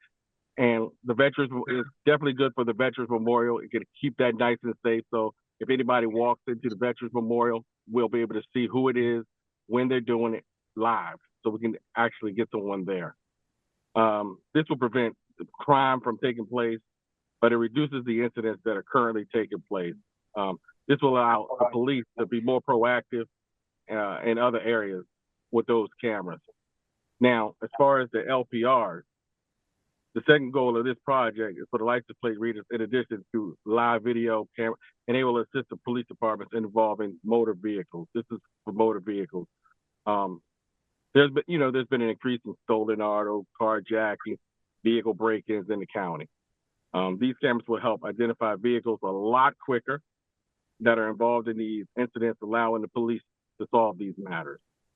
In addition to flock communication is connected to a whole bunch of jurisdictions. Off the top of my head, Sea Pleasant, District Heights, Capitol Heights, Forest Heights, Highsville, Edmonston, Sea Pleasant, and Morningside.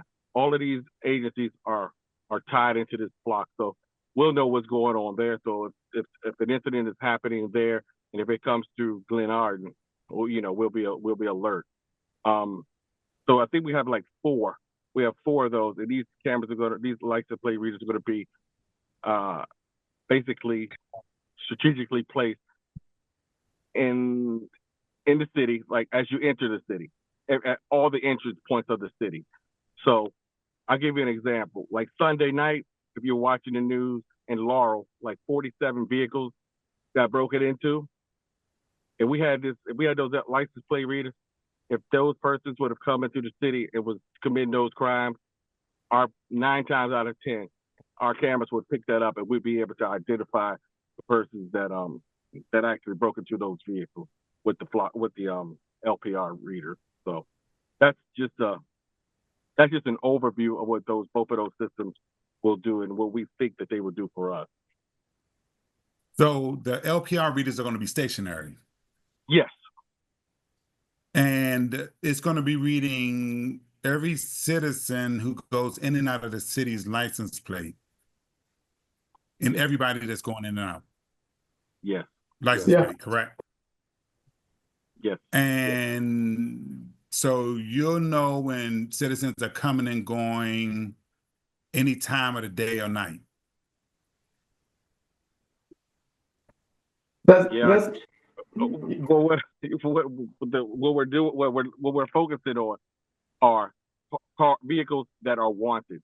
We'll get an alert.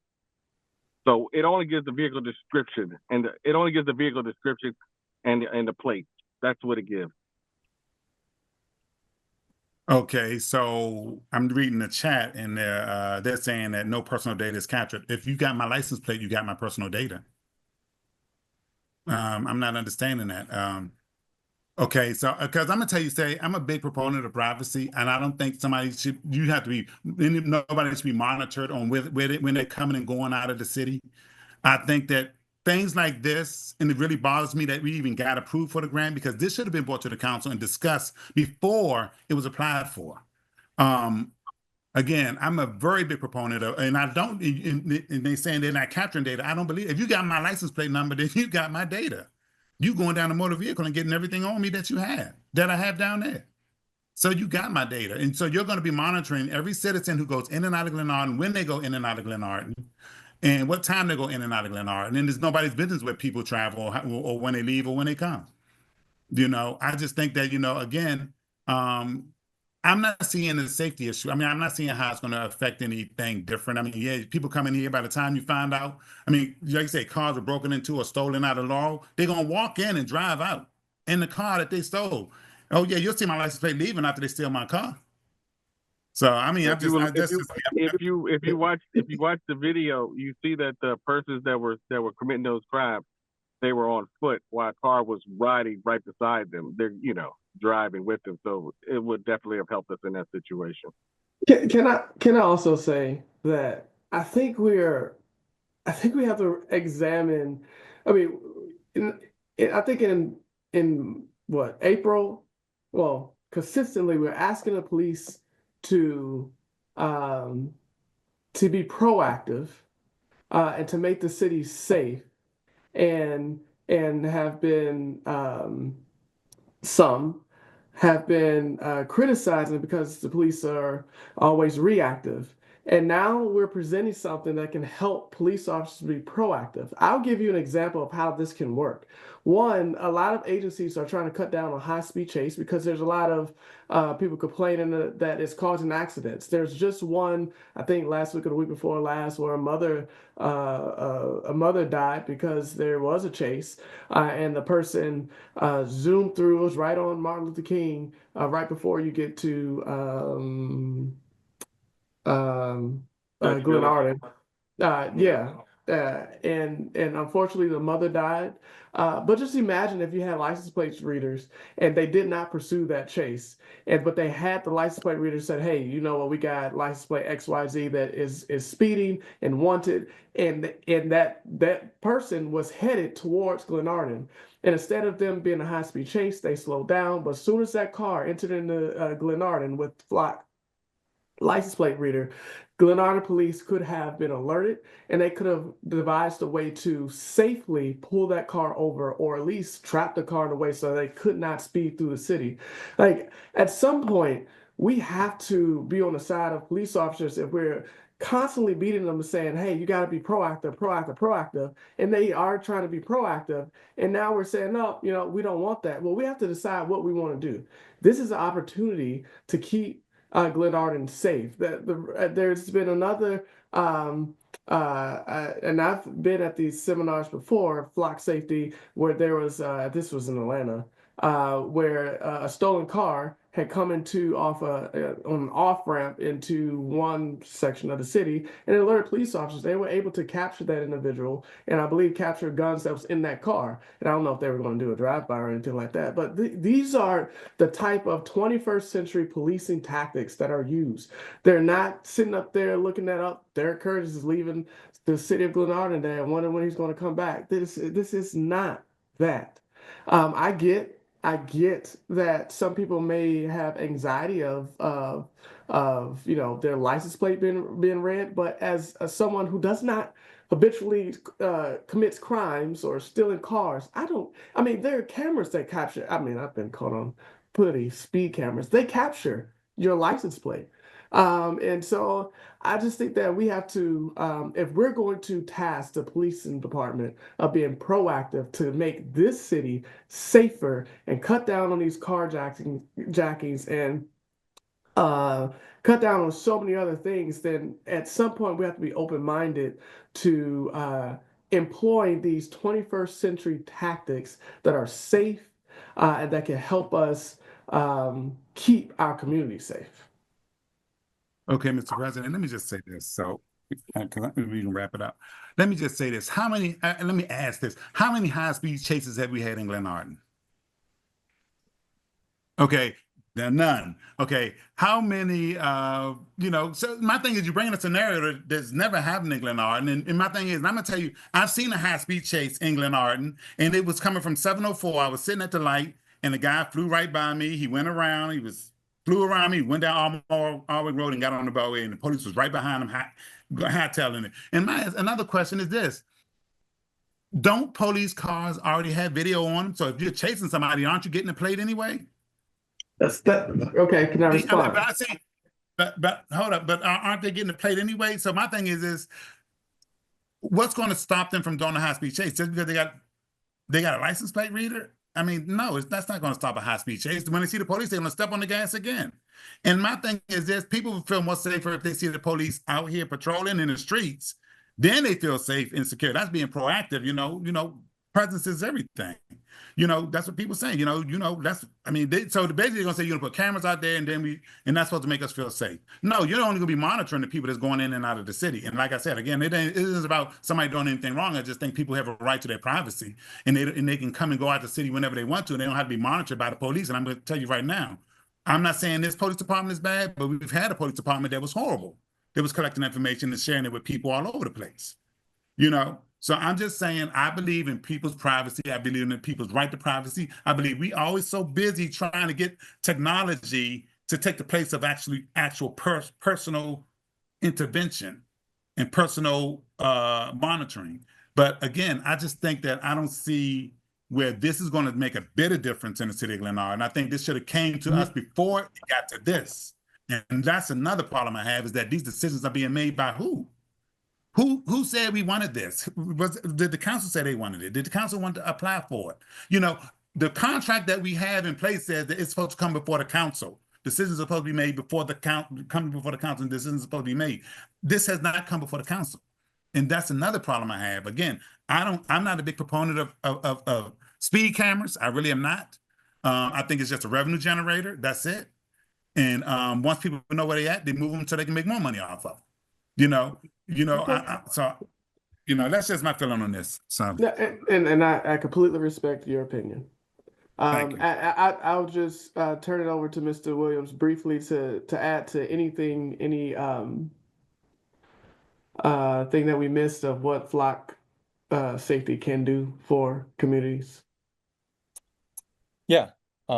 Just before I start, I want to say I really appreciate you all having me at the meeting today and for y'all's time. Councilman Herring, definitely fair concerns and very common concerns. But at the end of the day, we're only capturing an image of a vehicle and of a license plate. Basically, what's visible to the naked eye is if you were standing on the sidewalk and a vehicle driving by. License plates are issued by the government. That's public information, but we do not have the ability to tie a vehicle and a license plate to an individual with a registration. We only have the ability to tie a vehicle with a plate that was involved in a crime, not just a crime like high-speed chases like we're talking about, but we directly integrate with the Amber Alert database. So missing children, missing persons, we've recovered over 1,000 missing children in the past couple of years just because of the flock cameras and helping the police department do more with less, who I believe is currently understaffed at the moment.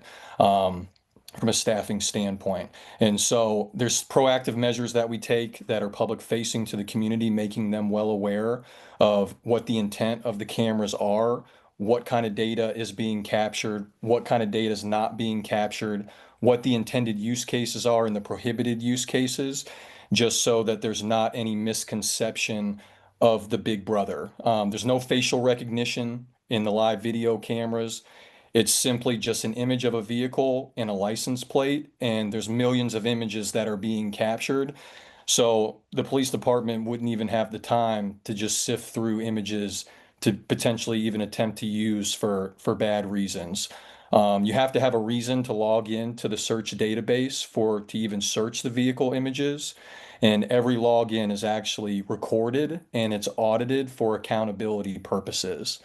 So, again, very, very fair concern about the big brother and constantly being watched, but it's only to help the police be more efficient. This project is mainly driven by the parks and the live video component and keeping the parks safe. But at the same time, again, it's more than just the high speed chases and the vehicle break-ins. Anybody with warrants or felonies coming through, like vehicles coming through, we have an NCIC database integration. And again, the missing persons is a huge one. I'm a parent myself. And so, anytime that a missing person goes public, there's been, again, over 1,000 cases where the flock cameras have been able to help return those kids safely. And the police department, they acknowledge the fact they wouldn't have been able to do so without the help of technology at the end of the day. So I'll leave it there, and at least addressing the big brother concern, which is totally fair. Thank you, Mr. Williams. And Mr. Herring, Councilman Herring, I know you love the kids. Did you hear about the kids? And I love the police be out there to protect them. I love to see the police out there protecting the kids. The camera ain't gonna protect them. By the time the camera take the picture, you do know we sit at the intersection of 50 and 95. I'm just messing with you, Councilman Herring. I respect your opinion. It was just, I just want to ask a question about from what's his name, Mr. Williams. With your camera, with your technology, you saying that they can log in at any time. If they have the tag information, they can log in at any time and get tag information. So does these cameras take pictures from the front or the back? The back. Okay, and so they get the license plate number and all of that, and it's fed into a database. And the person responsible for administering or maintaining, or the administrator of the database is going to be who? The city? I mean, ultimately, it's a combination between the city and the police department. We have all of our customers that come on board. We have a LPR policy that we have them put in place that defines all of those roles. And then we have a public facing transparency portal to the public that again defines what the intended and prohibited use cases are, the data that's being captured, and the data that's not being captured.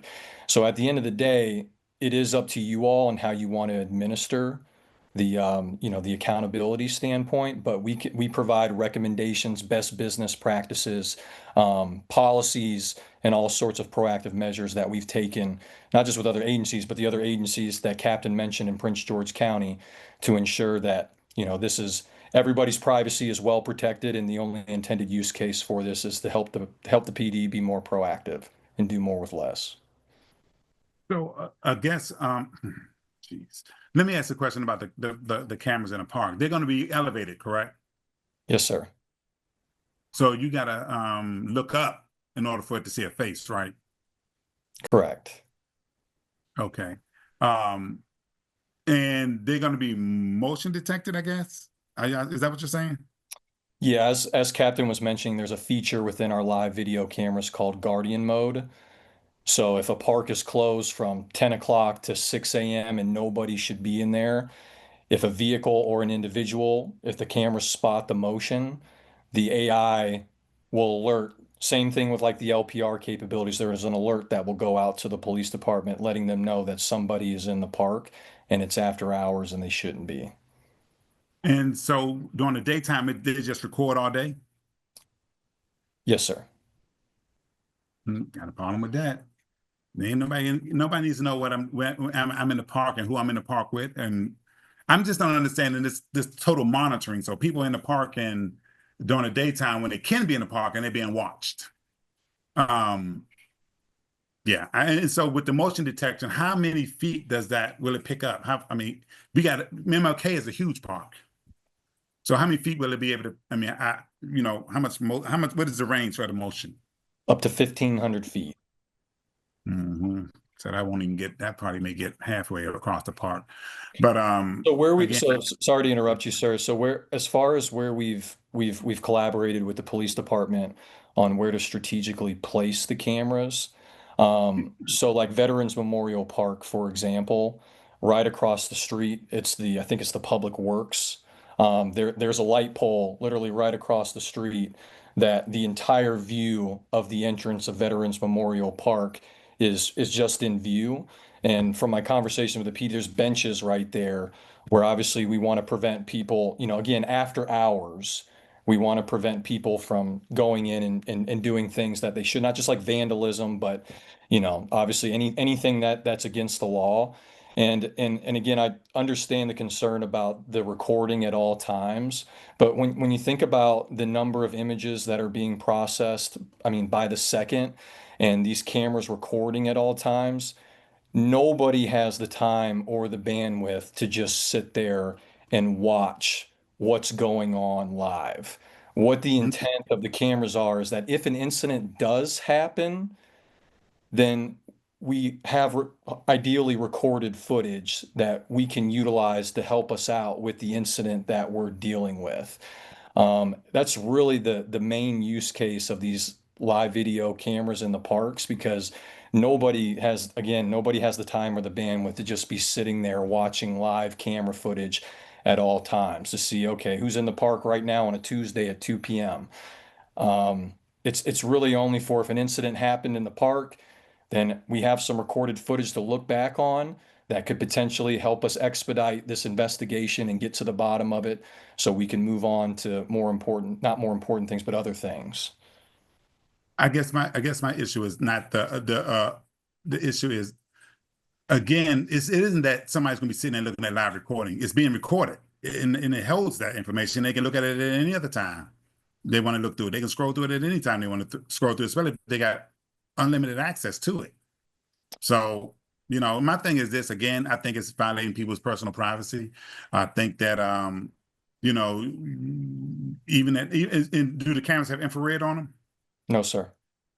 Okay, see, and this is another thing, Mr. President, this is another problem I have with bringing the technology into the city and not talking to the people who represents that area or talking to the people, talking to the council to get their buy-in and their input. Because I'm gonna tell you right now, the issue with Veterans Memorial is not the front of that park. The biggest issue is the back wall where people were back there sitting and smoking and doing things and plugging into the outlet and trying to get and charging up their phones and stuff.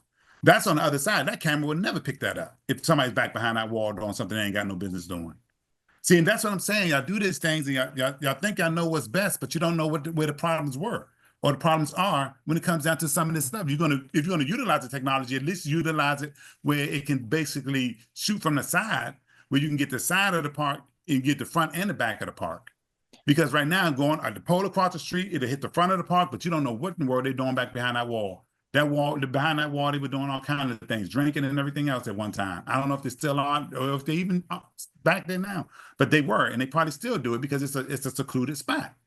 You know, we had to redo the lights back there 3 or 4 times because people were going back there breaking the lights. That camera would have never caught them breaking them lights.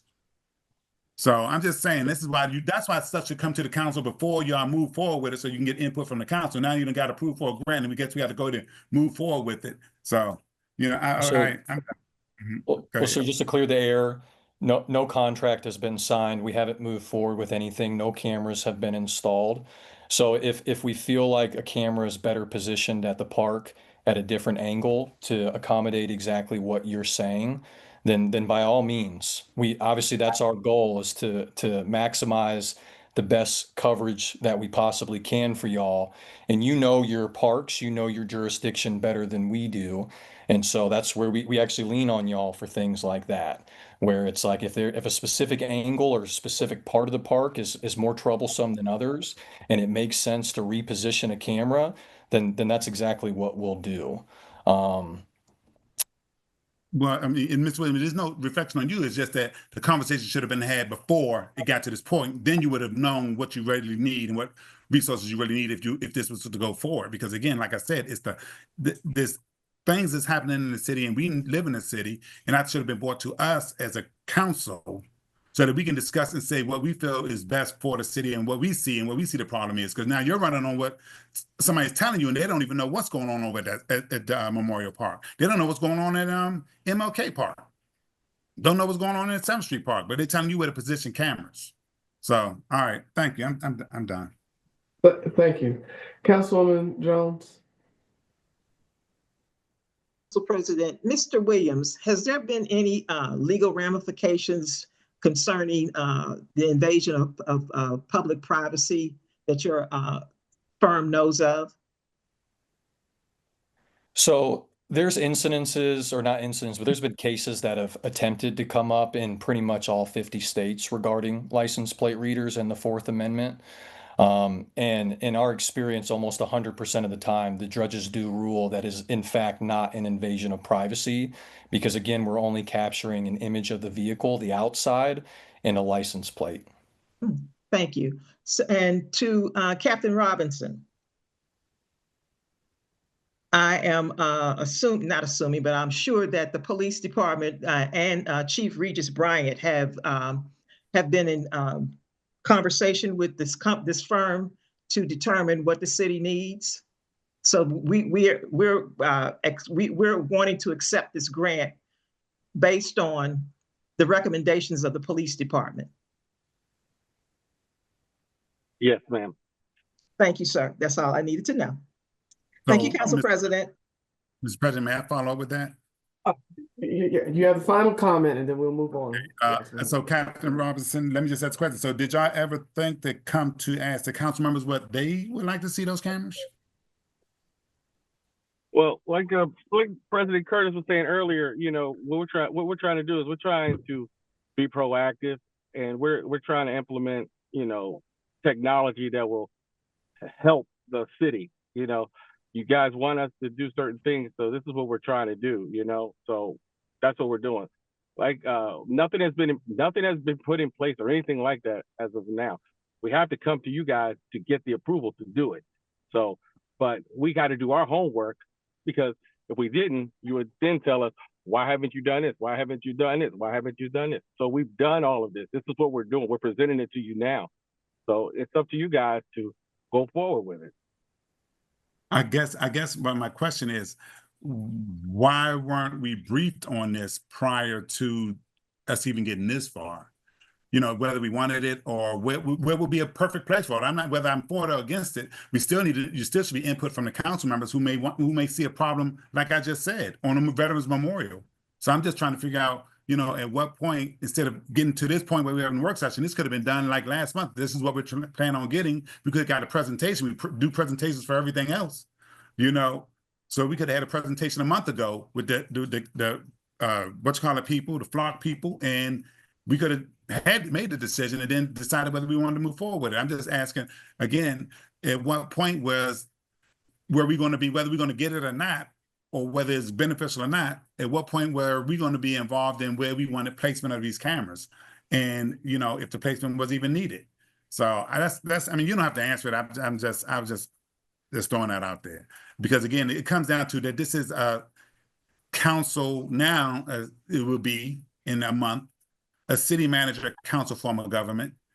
And as a council member, I like to be informed about what's going on. I don't like grants being thrown up in front of me with no grant documentation, where they've already been approved and no one's come to the council, which the contract requires, with what we getting grants for and why we need them and what they would do and how they would benefit the citizens. So, and again, and that's for privacy rights. I don't care what the courts say. You know, nobody wants to be watched all the time. I don't care if it's legal or not. Nobody wants to be watched all the time. And you have your license plate read every time you go in and out the city, You know, I think it's overkill, and I'm thinking sometimes you need, again, it's a two-pronged approach. You got the camera readers, but you still need them police out there on the street patrolling. People want to see the police officers out there patrolling. And you can have all the cameras in the world. They want to see their officers out there patrolling. So that's your deterrent. When somebody riding through the neighborhood, they know your police are riding through, that you know you may get caught if something happens. So, all right, Mr. President, I'm done. Thanks. Thank you, Councilman Herring. And thank you, Mr. Williamson. Appreciate you answering questions. My pleasure. All right, so this will move forward to a public hearing, and then we can vote on it in a regular session.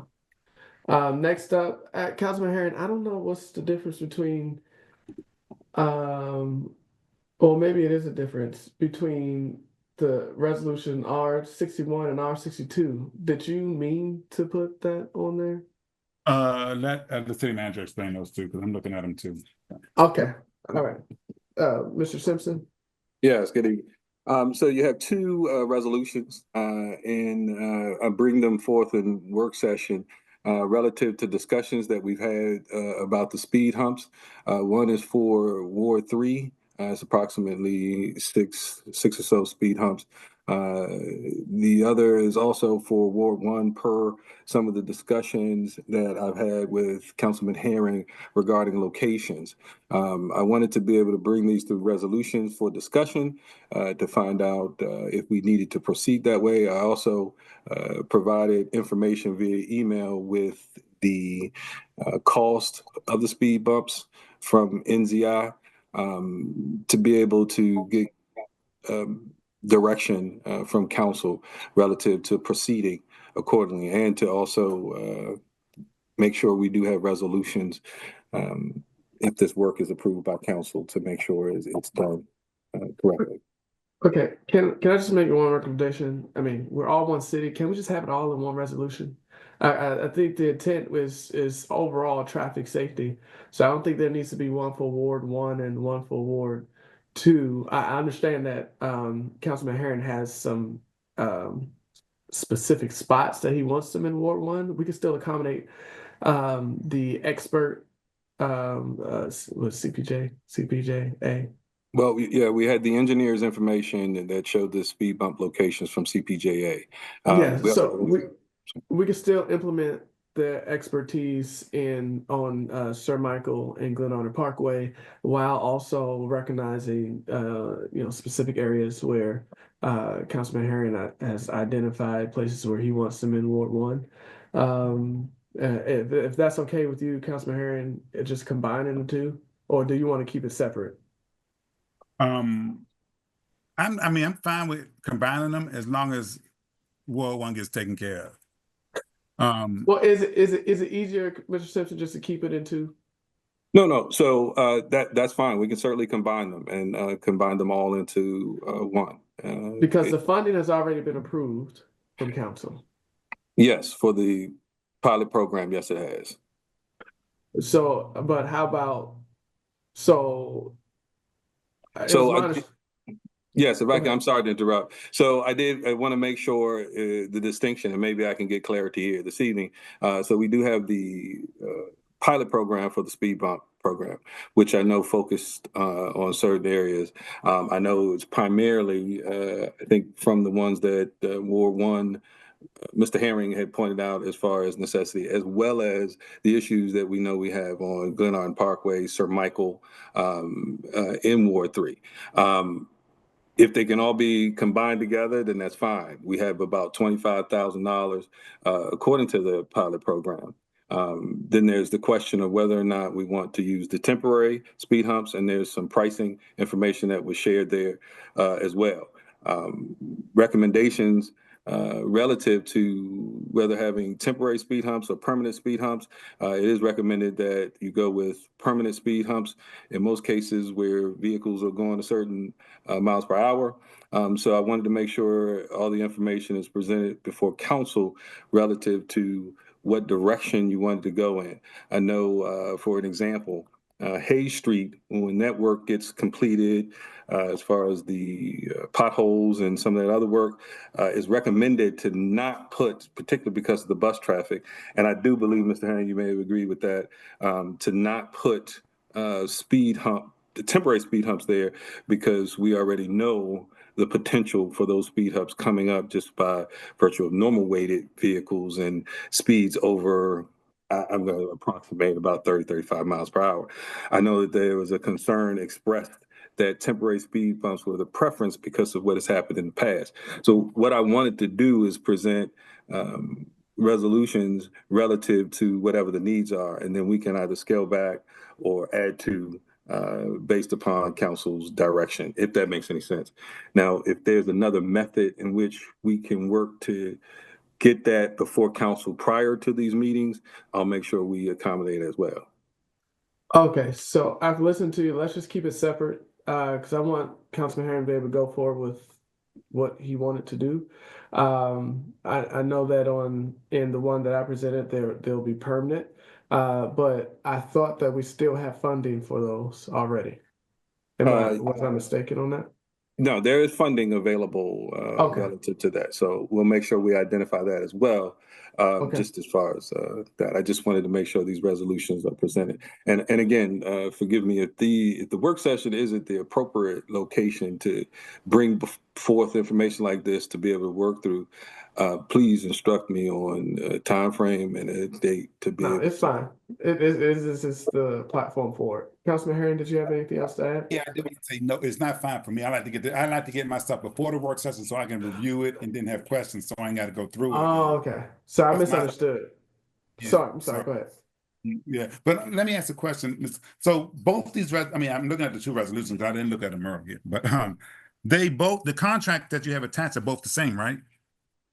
The proposals Proposals are the same proposal, right? Yeah, the proposals just describe the two different types of speed humps that are available, the Watts profile, permanent, as well as a temporary. It breaks down the cost per speed hump, as well as the signage that's necessary as well.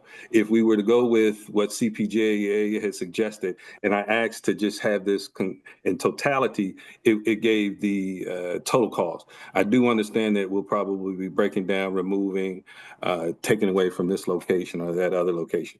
I just wanted to make sure we took advantage of the contractor that will be beginning work from what I've been told by next Thursday on other areas to possibly, at the will of the council, take advantage of putting in those speed humps, as I know it's been a discussion for some time. Okay, let me another question. So we only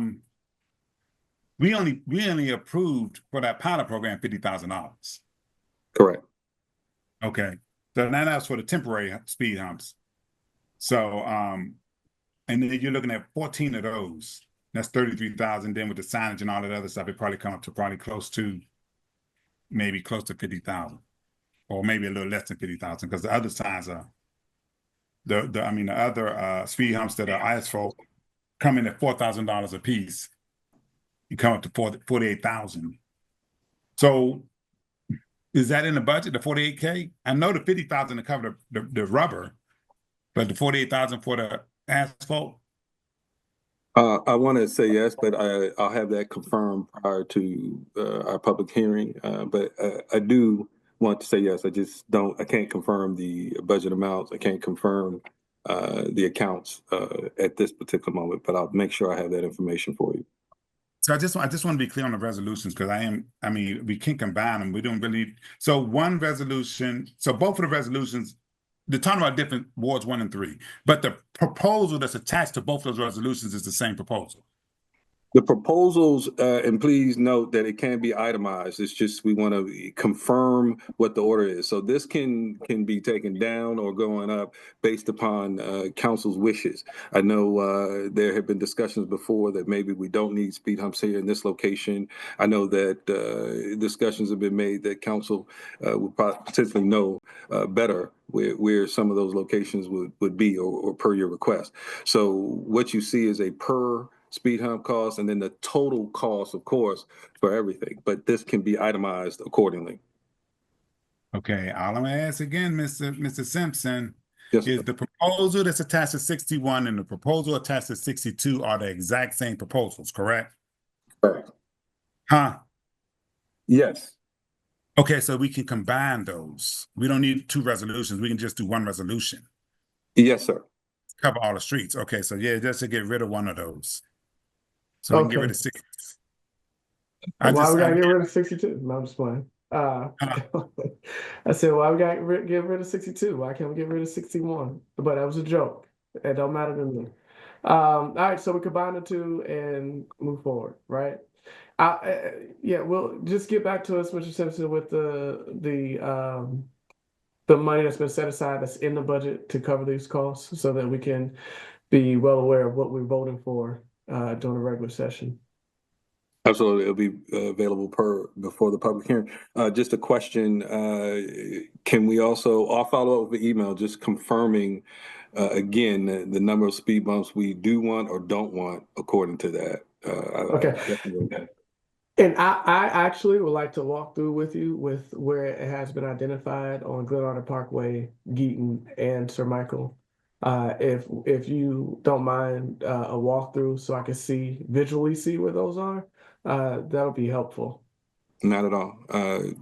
Tell me how you would like to coordinate that. I can send you an email, or whatever council members like to do. So that's fine. Okay. I'll reach out to you. Mr. Harrington, I'm sorry, Councilman Harrington, was that all before I go to Councilwoman Jones? Thanks. Yes. All right, Councilwoman Jones. Thank you, Council President. I have a question concerning the temporary speed humps. What is the monitoring process to get the data that we will know whether that speed hump in a temporary site is feasible or not? What data are we using? What process is going to be used to determine the monitoring of a temporary speed hump in a specific site? Excuse me. I'm not sure if we have a particular monitoring. I think we would definitely, depending on whatever the locations and the speed limits, we want to make sure we do watch that. It would probably be advisable to monitor rather closely. But there has not been any set monitoring of the specific speed bump, other than knowing that once they get installed, it would be something that we would need to place, a check on regularly. That's interesting, because I really think that if you're going to put in temporary speed humps, that you should have some kind of way, humanly possible, wouldn't it doesn't sound feasible, and I'm not sure if there's anything electronic to monitor that. So, and then how did we determine that this site needed a temporary speed hump? Because the temporary speed hump seems it's going to cost just as much or a little, we're spending money for something that, we have no way of monitoring or determining how it will be feasible at that site. That's just my thought. Thank you. Thank you. All right. Moving on to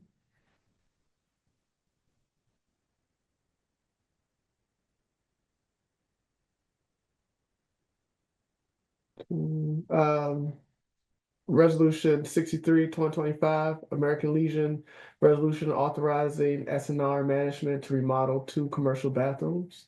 Councilman Harry? This is part of the $60,000 grant that that we awarded to the American Legion. I'll let Mr. Simpson speak on that. Mr. Simpson?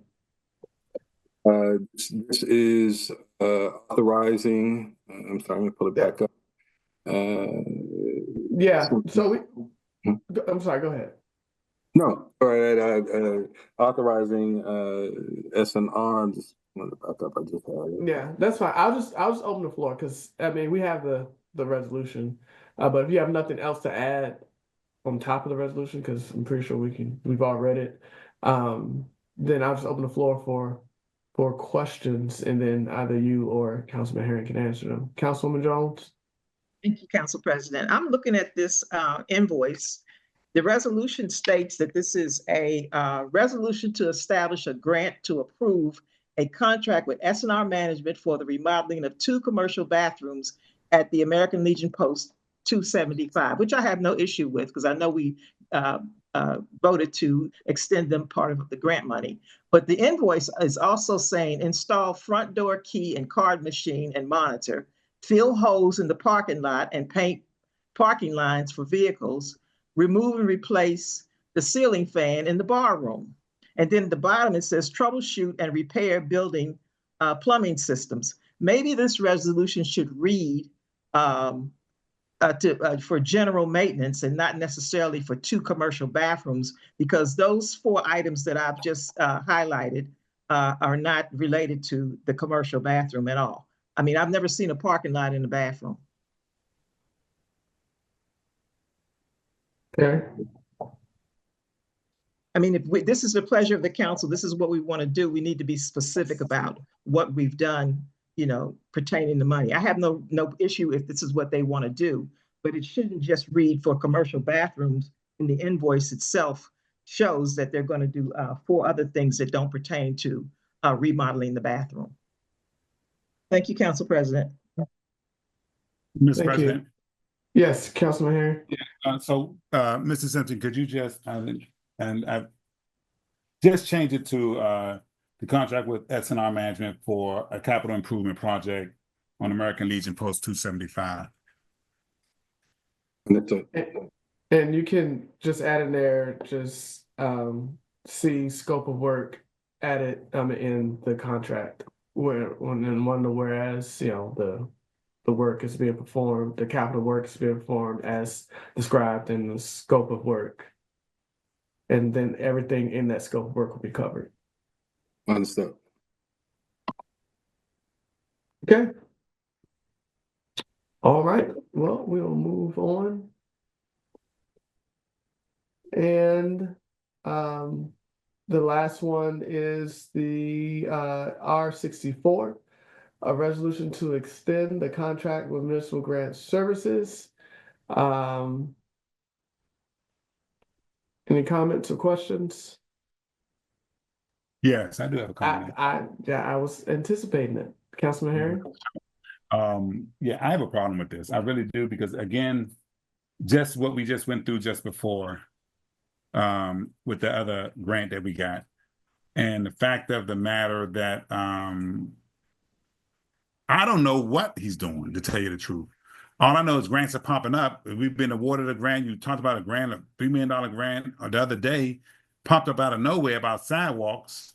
And again, the contract clearly says that he works on behalf of the council, not one person, not two people.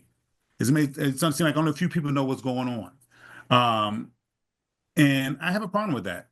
Adhere to your contract. Come to the city council, and I have a problem with it. I think he rode along for a whole year and got paid. Now all of a sudden, we're coming up with these grants all of a sudden out of the blue, And I have a problem with that. I have a problem with the fact that we're not being communicated with. I say, now you have a $3.2 million grant for sidewalks, and if nobody's talked to anybody in the city about do they want sidewalks, those who don't have it, which will be most of this money will be expended over in Ward 3 where they don't have sidewalks, to see if they even want sidewalks. That's the big issue before. They did not want sidewalks. And no one's even reached out to the citizens. And that's one of the biggest complaints I heard on election day, that we don't reach out to them and we do everything. We're not transparent with stuff. Nobody's reached out to the citizens in that area or that don't have sidewalks to see if they even want sidewalks. So you're going to get a grant and then just say you're going to get sidewalks. And I don't want their property to go all the way up to the curb.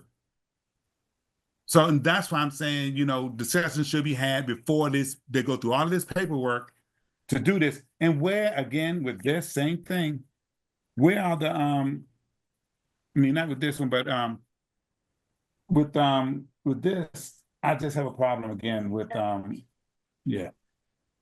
It can't be for a 2-year term. It can only be for a 1-year term. Whereas the original contract for a 2-year term, the next contract is before. No, he has to go for a 1-year term. He already had a 1-year term. You're renewing it for a 1-year term. Yep. And I appreciate that substantive feedback on that contract. Yeah, I have a problem with that. I just feel like the city needs to be involved. I'm not sure who's making decisions on the contracts that we get. So how many grants did we get for basically for the city? I see. Versus how many grants we got for the police. Okay, so what I will do is I'll invite him to our next meeting so that he can actually lay out how many grants he's got over the past year. And so the way the grant, just to answer one of your questions, the way the grants have been working. So in his contract, I am the point of contact, even though he answers to the entire council. We don't move forward with any of these projects unless the council approves. But a lot of times these are these grants that are out here for municipalities and it's expiring. Do you want to go for it? And I tell them to go for it because one, we can't do it without us agreeing on, for example, let's take the sidewalks. We can't do that unless the council agrees, but at least put our hat in the ring for these particular items. And then the council has the decision on whether we want to move forward or not. So we can have the money and we can turn down the money, but that we can't turn down money that we don't have. So when he does reach out, get all the money that you can, and it has to go before the council. I can't make that decision on my own, and so I'll have Mr. Simpson reach out to him, or I'll try to reach out to him and invite him to the next meeting so he can have a full report on all that he's done during the year that he's been here, and you can see what awards went to police station, what's the total amount of money that was awarded for the city of Glenarden, what's been allocated to the police department, what's been allocated to other departments. Okay, now I'm gonna tell you, I have 2 problems with what you just said. You may be the point of contact, but you are not the final decision maker on whether we accept these grants or not, or whether we move forward. I never said I was. You are the point of contact. Should you tell him? You said I'm the point of contact, and I tell him to go for the grants. That's a decision that needs to come before the council. He tells you I want to go with these grants, and you should reach out to the council and say this is what we need. This is what we want to go for. Because I never heard about no $3.5 million sidewalk grant. So I send out emails and I say, anybody have an issue with it? And then if I don't hear anything back, that's not what you do, Mr. President. That should be a topic of discussion on a work session agenda. We have us don't answer emails. So I don't mean to interrupt you. I'll give you the floor back. Well, I'll let you finish. Go ahead. I'm sorry. No, go ahead. it takes entirely too long for us to make a decision on anything in the city. So if you're telling me that if we could get $3 million for traffic improvement and the window for application is closing that day, then I have to wait to the next work session to bring that to the entire council for us to discuss it. Meanwhile, we missed the application deadline. So no, I did not interpret as that. What I do interpret is that any grant that we apply for must come before the council, in that it is actually coming before the council. The flock safety is coming before the council. Nothing can be done. All that the grant writer's doing is putting our hat in the ring for it. But the city cannot do anything. So all we can do is say, okay, well, we have money available. Do you want it? The city can say yes or no. It's not I that says yes or no. It's the elected members who say yes or no. All that the grant manager is doing is just making money available for us to make a decision on. If we decide that we don't want this money, we can say no and we can move on. But oftentimes, when there is something that drops and the application is out there, we find it and there's a deadline. Let's say that we find it at the end of April, right? And the application ends that week. Well, I don't have time to go back to say to wait. Oh, let's wait to go to work session if the application deadline is the end of that week. Well, go ahead, apply for it. If we get it, we get it. We don't, we don't. Either way, we cannot do anything unless the council agrees that we're going to accept the money. We still have to go through that process. Let me just say, it is not a good look for municipalities who are awarded grants to turn them back in. It makes it harder for you to get them again. Because we had that issue with 7th Street Park when we had a grant for 7th Street Park back in the day. We got $70,000. We turned it back in. They would not give us another grant for that park because we turned it back in. It is not a good look for you to turn money back in once you're awarded the money. That's the first thing. Second thing is, if this municipal grant services is that great, why are they waiting till the deadline? Shouldn't they? These grants do not just mystically appear and say, oh, we got a grant on Monday, but the deadline is Friday. It doesn't work like that. The grants are usually out there for a couple of months, but I've noticed that every time we get a notice, oh, the grant deadline is on Friday. Do y'all want this grant? That's crazy. Why are we getting information like that so close to the deadline when we don't have time? It's usually the grants are put out there months and months ahead. So that's another problem I have with this contract, is that we're not even getting time. So that should not be happening. We should have a right to discuss it, decide if we want to do it. Maybe reach out to our citizens and say, hey, do you want sidewalks? Do you want this? That way they can say yes or no. You should be saying no after you're awarded it, because it's going to make it very difficult to get grants again. Because they're going to be like, well, we keep awarding money. We could have given that to somebody who really needed it. And now we got to dump that back in the pot. And can we give it to somebody else? Can I respond to that particular point? So, a couple things is I have reached out to the council via email. And if I haven't heard any feedback, I tell them go with it. But take this one that's for sidewalks and streets or whatever.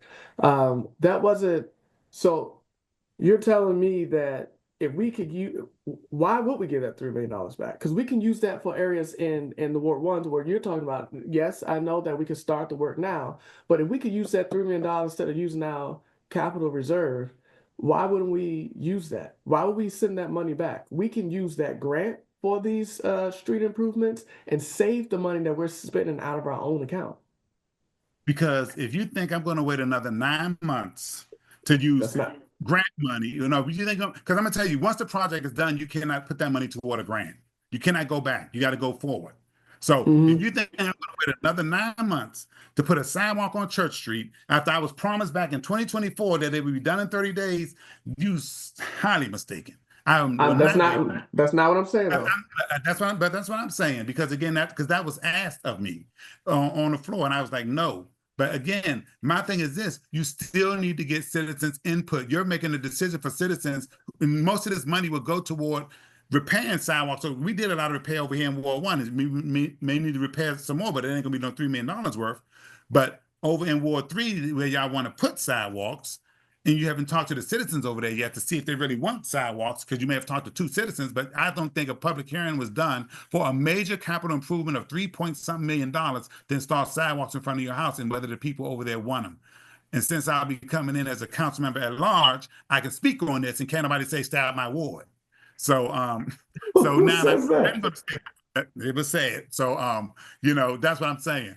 But I'm just saying, you know, it's just being transparent with everything. I'm just saying, just be transparent with everything. I need to know what's going on as a council member. I need to know what's going to benefit the citizens, and I want to hear from the citizens on if they even want that. I'm not going to force nothing down their throat if they don't want it.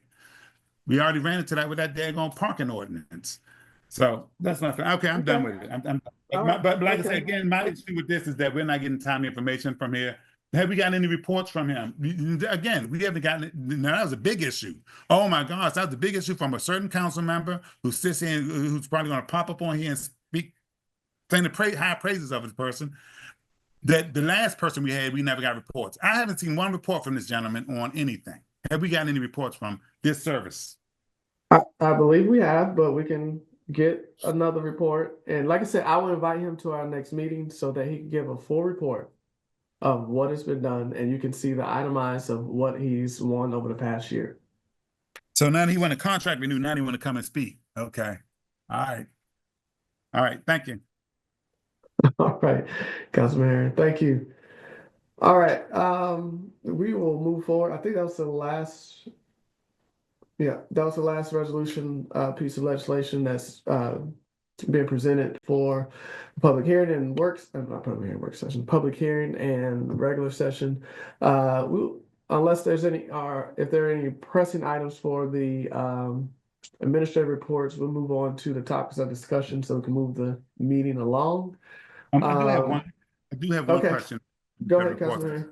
Either you or somebody can answer this, because it is about I'm not sure who would answer it. The bond bill for the state of Maryland that we're looking at for 2025 for the police department. I need to ask one question. I need to know. So why is on this bond bill fact sheet that I got from the state of Maryland, why is John O'Connor the contact name and title? And especially since we're talking about this contract, and why is the legal representative the council president? You, Mr. Curtis. I have no clue what you're looking at. I haven't seen it. I'm looking at the bond, the State of Maryland 2025 bond initiative fact sheet, and it's basically a bond initiative for a quest of $3 million for the police department, and it has the contact person is John O'Connor. And I'm trying to figure out why is the contact person not our city manager, Charles Simpson? And it has, and you may not know it, but they put you down as a legal representative on this. I'm not a lawyer, so I like I said, I'm just saying. Was that sent to everybody? No, I actually found it online. I was actually looking for something else, and it popped up. I was looking for some other legislation on the Maryland database, and it popped up. I'll send it to everybody so you can see it. That's fine. I will tell you, I have no clue what you're talking about. Put your name out there. I've not seen it. I've not been a part of any negotiation. I know that Senator Benson worked hard for this. I don't know what went into it. I just know that she was on the floor advocating for it. And the only time that I went to Annapolis to advocate for it was a while ago with Vice President Ferguson and the Chief of Police. But that wasn't in the last session. That was in the session before last. So it wasn't with this new 2025 funding. So I haven't seen it. I don't know. I'll send it to everybody. But I guess my issue is that again, they got him on there as a contact person when we should have somebody in our city as a contact person, because if we sever ties with him, he got all the information. Okay, so I don't know. I think I recall when he was on the line speaking with us before, is that Senator Benson asked him to help write the bill to help us win it. And I think it's been over a year.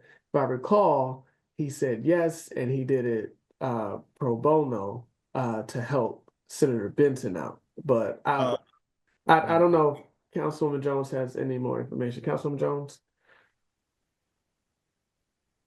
any information pertaining to that, but I can find out. But I think Councilman Harris. I'm sorry, Councilwoman Jones, you're going in and out. Okay. Like I said, I do not have any other information to add to what's being said because I have not seen that. I can also look it up myself, but Councilman Herring indicated that he sent it to everybody, and I'm looking in my email and I don't see it. So please ensure I think that. he say he's going to send it. I don't think he sent it yet. He said he Yeah. just. I thought I heard him say I just sent it to everybody. No. Okay. Thank you. All right, Councilwoman Guillaume. Thank you, Council President. I too am not sure about the document or what what Councilman Herring saw. I'm just going to offer just some things that I know from behind the scenes, not about how we do things in the city, but just overall as grant writers. I know that as a former grant writer, that oftentimes we are listed as the contact person and the president, CEO, or the executive, or whatever we want to call it, is listed as the legal contact. So for example, the organization that I sit on, or the prior organizations that I've sat on, right now, because I lead an organization, my point of contact is my director of fund development or national partnership. So her name would be on all the documents, but legally, when it asks for legal contact, my name is on the document as the president CEO. So I don't know if that's what was done. Again, I'm not sure, so I can't speak to what Mr. O'Connor or what that document says. That Councilman Herring saw, but I do know that typically when you are a grant writer, your name does appear somewhere as a point of contact since you were the author of the document. That's all I can offer. I don't know. I'm just. Thank you. That's great insight. I appreciate it. And this this document actually you can put like 3 point of contacts. So even if he is on there, it still should be somebody representing the city to also be the point of contact in case you sever ties with that grant writer. What then? Yeah, no, it's a fair point, Councilman Herring. Like I said, I will send it out to everybody so they can see what it is. Okay. That's it. That's it for me. All right. Thank you. All right. Constant yield. Is Mr. Stewart? Or Mr. Simpson. Hello. Yes, Yeah, if you I'm could be here. just brief on that, I think we go ahead. Okay, so the constant yield rate that we have gotten from the county is saying that to make the same amount of funds that we did last year, they gave us a rate of 0.3210 to make the same amount. But given our budget now, we have to use a higher rate than the constant yield. In the budget that was done, we actually used the rate that is prevailing, the current rate of 0.3338. And that's what we put in our budget now. As long as we are using the rate of the previous year, we don't have to advertise. If we're using any rate, even if it's a constant yield that is more than what was done, or the current rate from last year, then we have to advertise. Currently, we are using in our budget the current rate as it stands. All right. Thank you, Mr. Stewart. Are there any questions related to that? Questions. That's not the way it works. The current rate that we're using now, okay, the constant yield tax rate is much lower, right? It is lower, yes. Okay, so if we use that rate, that constant yield tax rate, then we don't have to advertise. If we use the rate that we used last year, the higher rate, that's a tax increase. We got to advertise that rate. That's the way it works because you're bringing in more money with that higher rate. Okay, so yeah, it's reversed. Mm-hmm. So I'm sorry, but I have been in discussion with Zachary Gershon from SDAT, and he actually sent an email telling us that the tax authority need to advertise our whole public hearing if it intends to set a real property tax rate that is higher than the current tax rate. Even if it is, If the it's higher constant than the yield. current constant tax rate, if it's higher than the constant tax rate.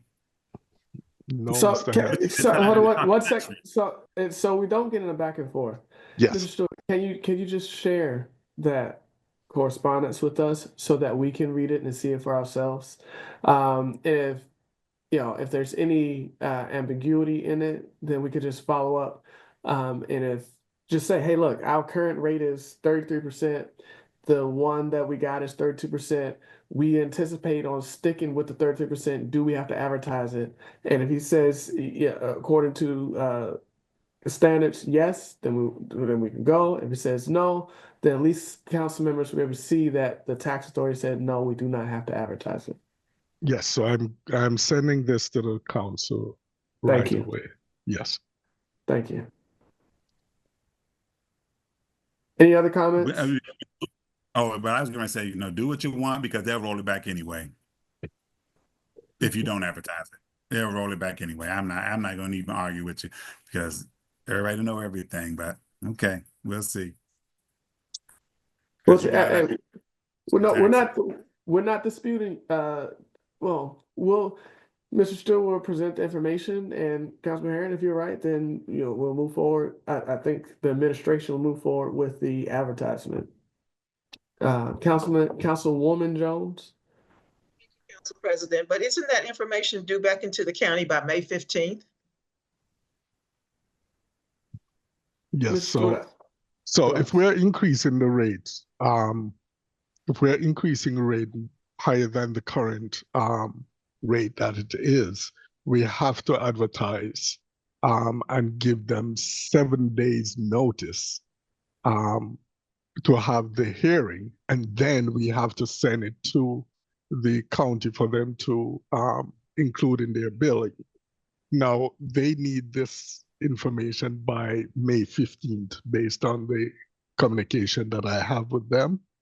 So that would give us this week to actually go through the budget to ensure or whether or not we are planning to increase the rate over the current rate. Yeah, can you send that correspondence so that council members can see to make sure that if there is any necessary advertisement that it is out there, please. Will do. Okay. Any other comments or questions? All right. The budget, I was just letting you guys know that we do have to sit down for the budget. Clearly, we're not going to go through it tonight, but I'll be sending out times for us to meet, to work on it. I think the mayor sent it out maybe about a week ago or something like that. So everyone should have it, and we'll get more information as it relates to constant yield soon. But Councilman, I saw that you unmuted yourself. Yeah, we got to advertise the budget. Did we advertise it? I don't know. Mr. Stewart, did we advertise the budget?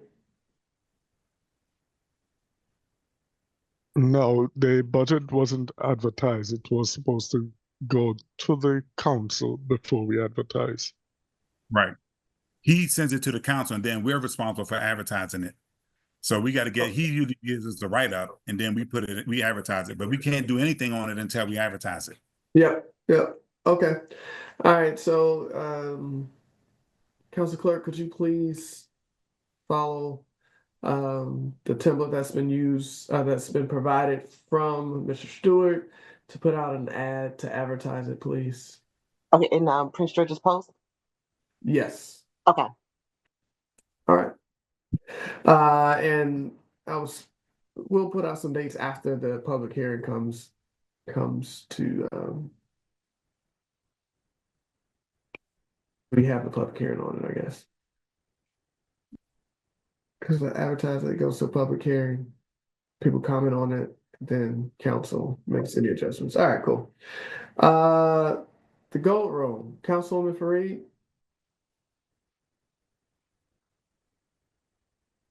Might have touched on it. This shouldn't be a topic of discussion. I asked that the resolution be brought back when we've already Okay. discussed it. Mhm. Okay, all right, cool. The RPP pilot program. Mr. Sips, Mr. Green. Yes, thank you. Good evening, council members, citizens, and staff. Tonight, I'd like to provide an update on the residential parking permit pilot program. Following a review process, I'm recommending that the city partner with Community Boss for the digital permit management and Charlie's Crane Service to provide towing services for enforcement. Community Boss, utilizing their product Parking Boss, will cost $3,800 over a six-month period for digital permits. Community Boss will also be handling the preparation and ordering of the parking by permit only signs.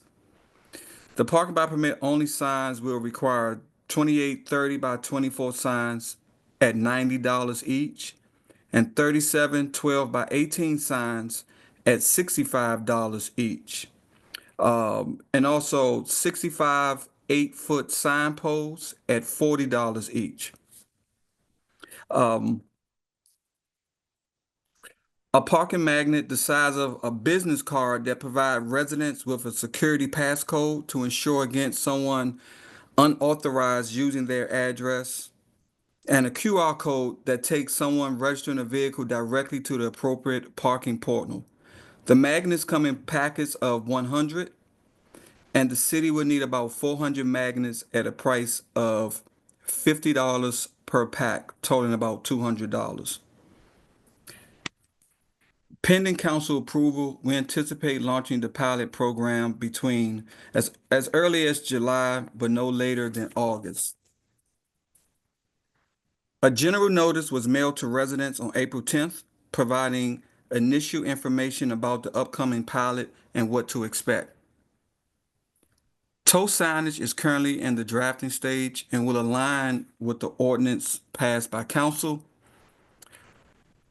Enforcement will be conducted through digital license plate recognition, eliminating the need for physical hang tags or decals. With council approval, we can begin technical onboarding with Community Boss and finalize signage production. In closing, the success of this pilot program depends on having the right tools and partners in place from the start. I believe that Community Boss and Charlie's Crane Service offer a strong foundation to help us launch the program thoughtfully and responsibly. With your approval, we'll be in a position to move forward with capital implementation and ongoing evaluation to determine whether this program should become permanent. Thank you. If anyone have any questions, I'm available to answer. Thank you. Are there any questions from council?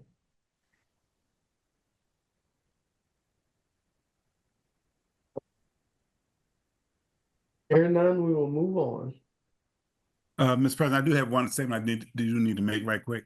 So let me Sure. just say, I did put up the website for the state of Maryland, and they did change the law in 2024. So the treasurer actually was right. So now, since we are maintaining our same tax rate from last year, he's right. We don't have to move forward with that. So sorry, Mrs. Stewart, you were right. Just want to Thank put you. that. Thank you, Councilman Herring. I appreciate that. I'm pretty sure All right. Mr. Stewart does as well. All right. So that's the end of our agenda. However, the council reserves the right to go into closed session anytime during a public meeting. And tonight we have to go into closed executive session for a personnel decision.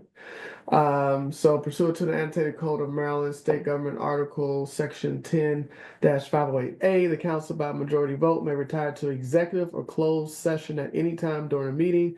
Should the council retire to executive closed session, the chair will announce the reasons and a report be issued at a future meeting disclosing the reasons for such closed session. As stated, this executive session will be to make a personnel decision. With that being said, do I have a motion to go into executive session? So moved. Is there a second? I will second it. Any discussion? It has to be a voice vote, so Council Clerk, if you could do a vote to go into executive session, please. Councilwoman Fareed, Yes. Councilwoman Guillaume, Yes. Councilman Hairston, Yes. Councilman Herring. Staying. Okay. Councilwoman Jones, Yes. Council Vice President Ferguson, Yes. and Council President Curtis. I am a yes. Thank you. The yes has it. And citizens, thank you for coming out to the work session. Our next session will be next Tuesday for a public hearing for pending legislation. With that, the open portion of this meeting is now closed. Thank you. Have a good night.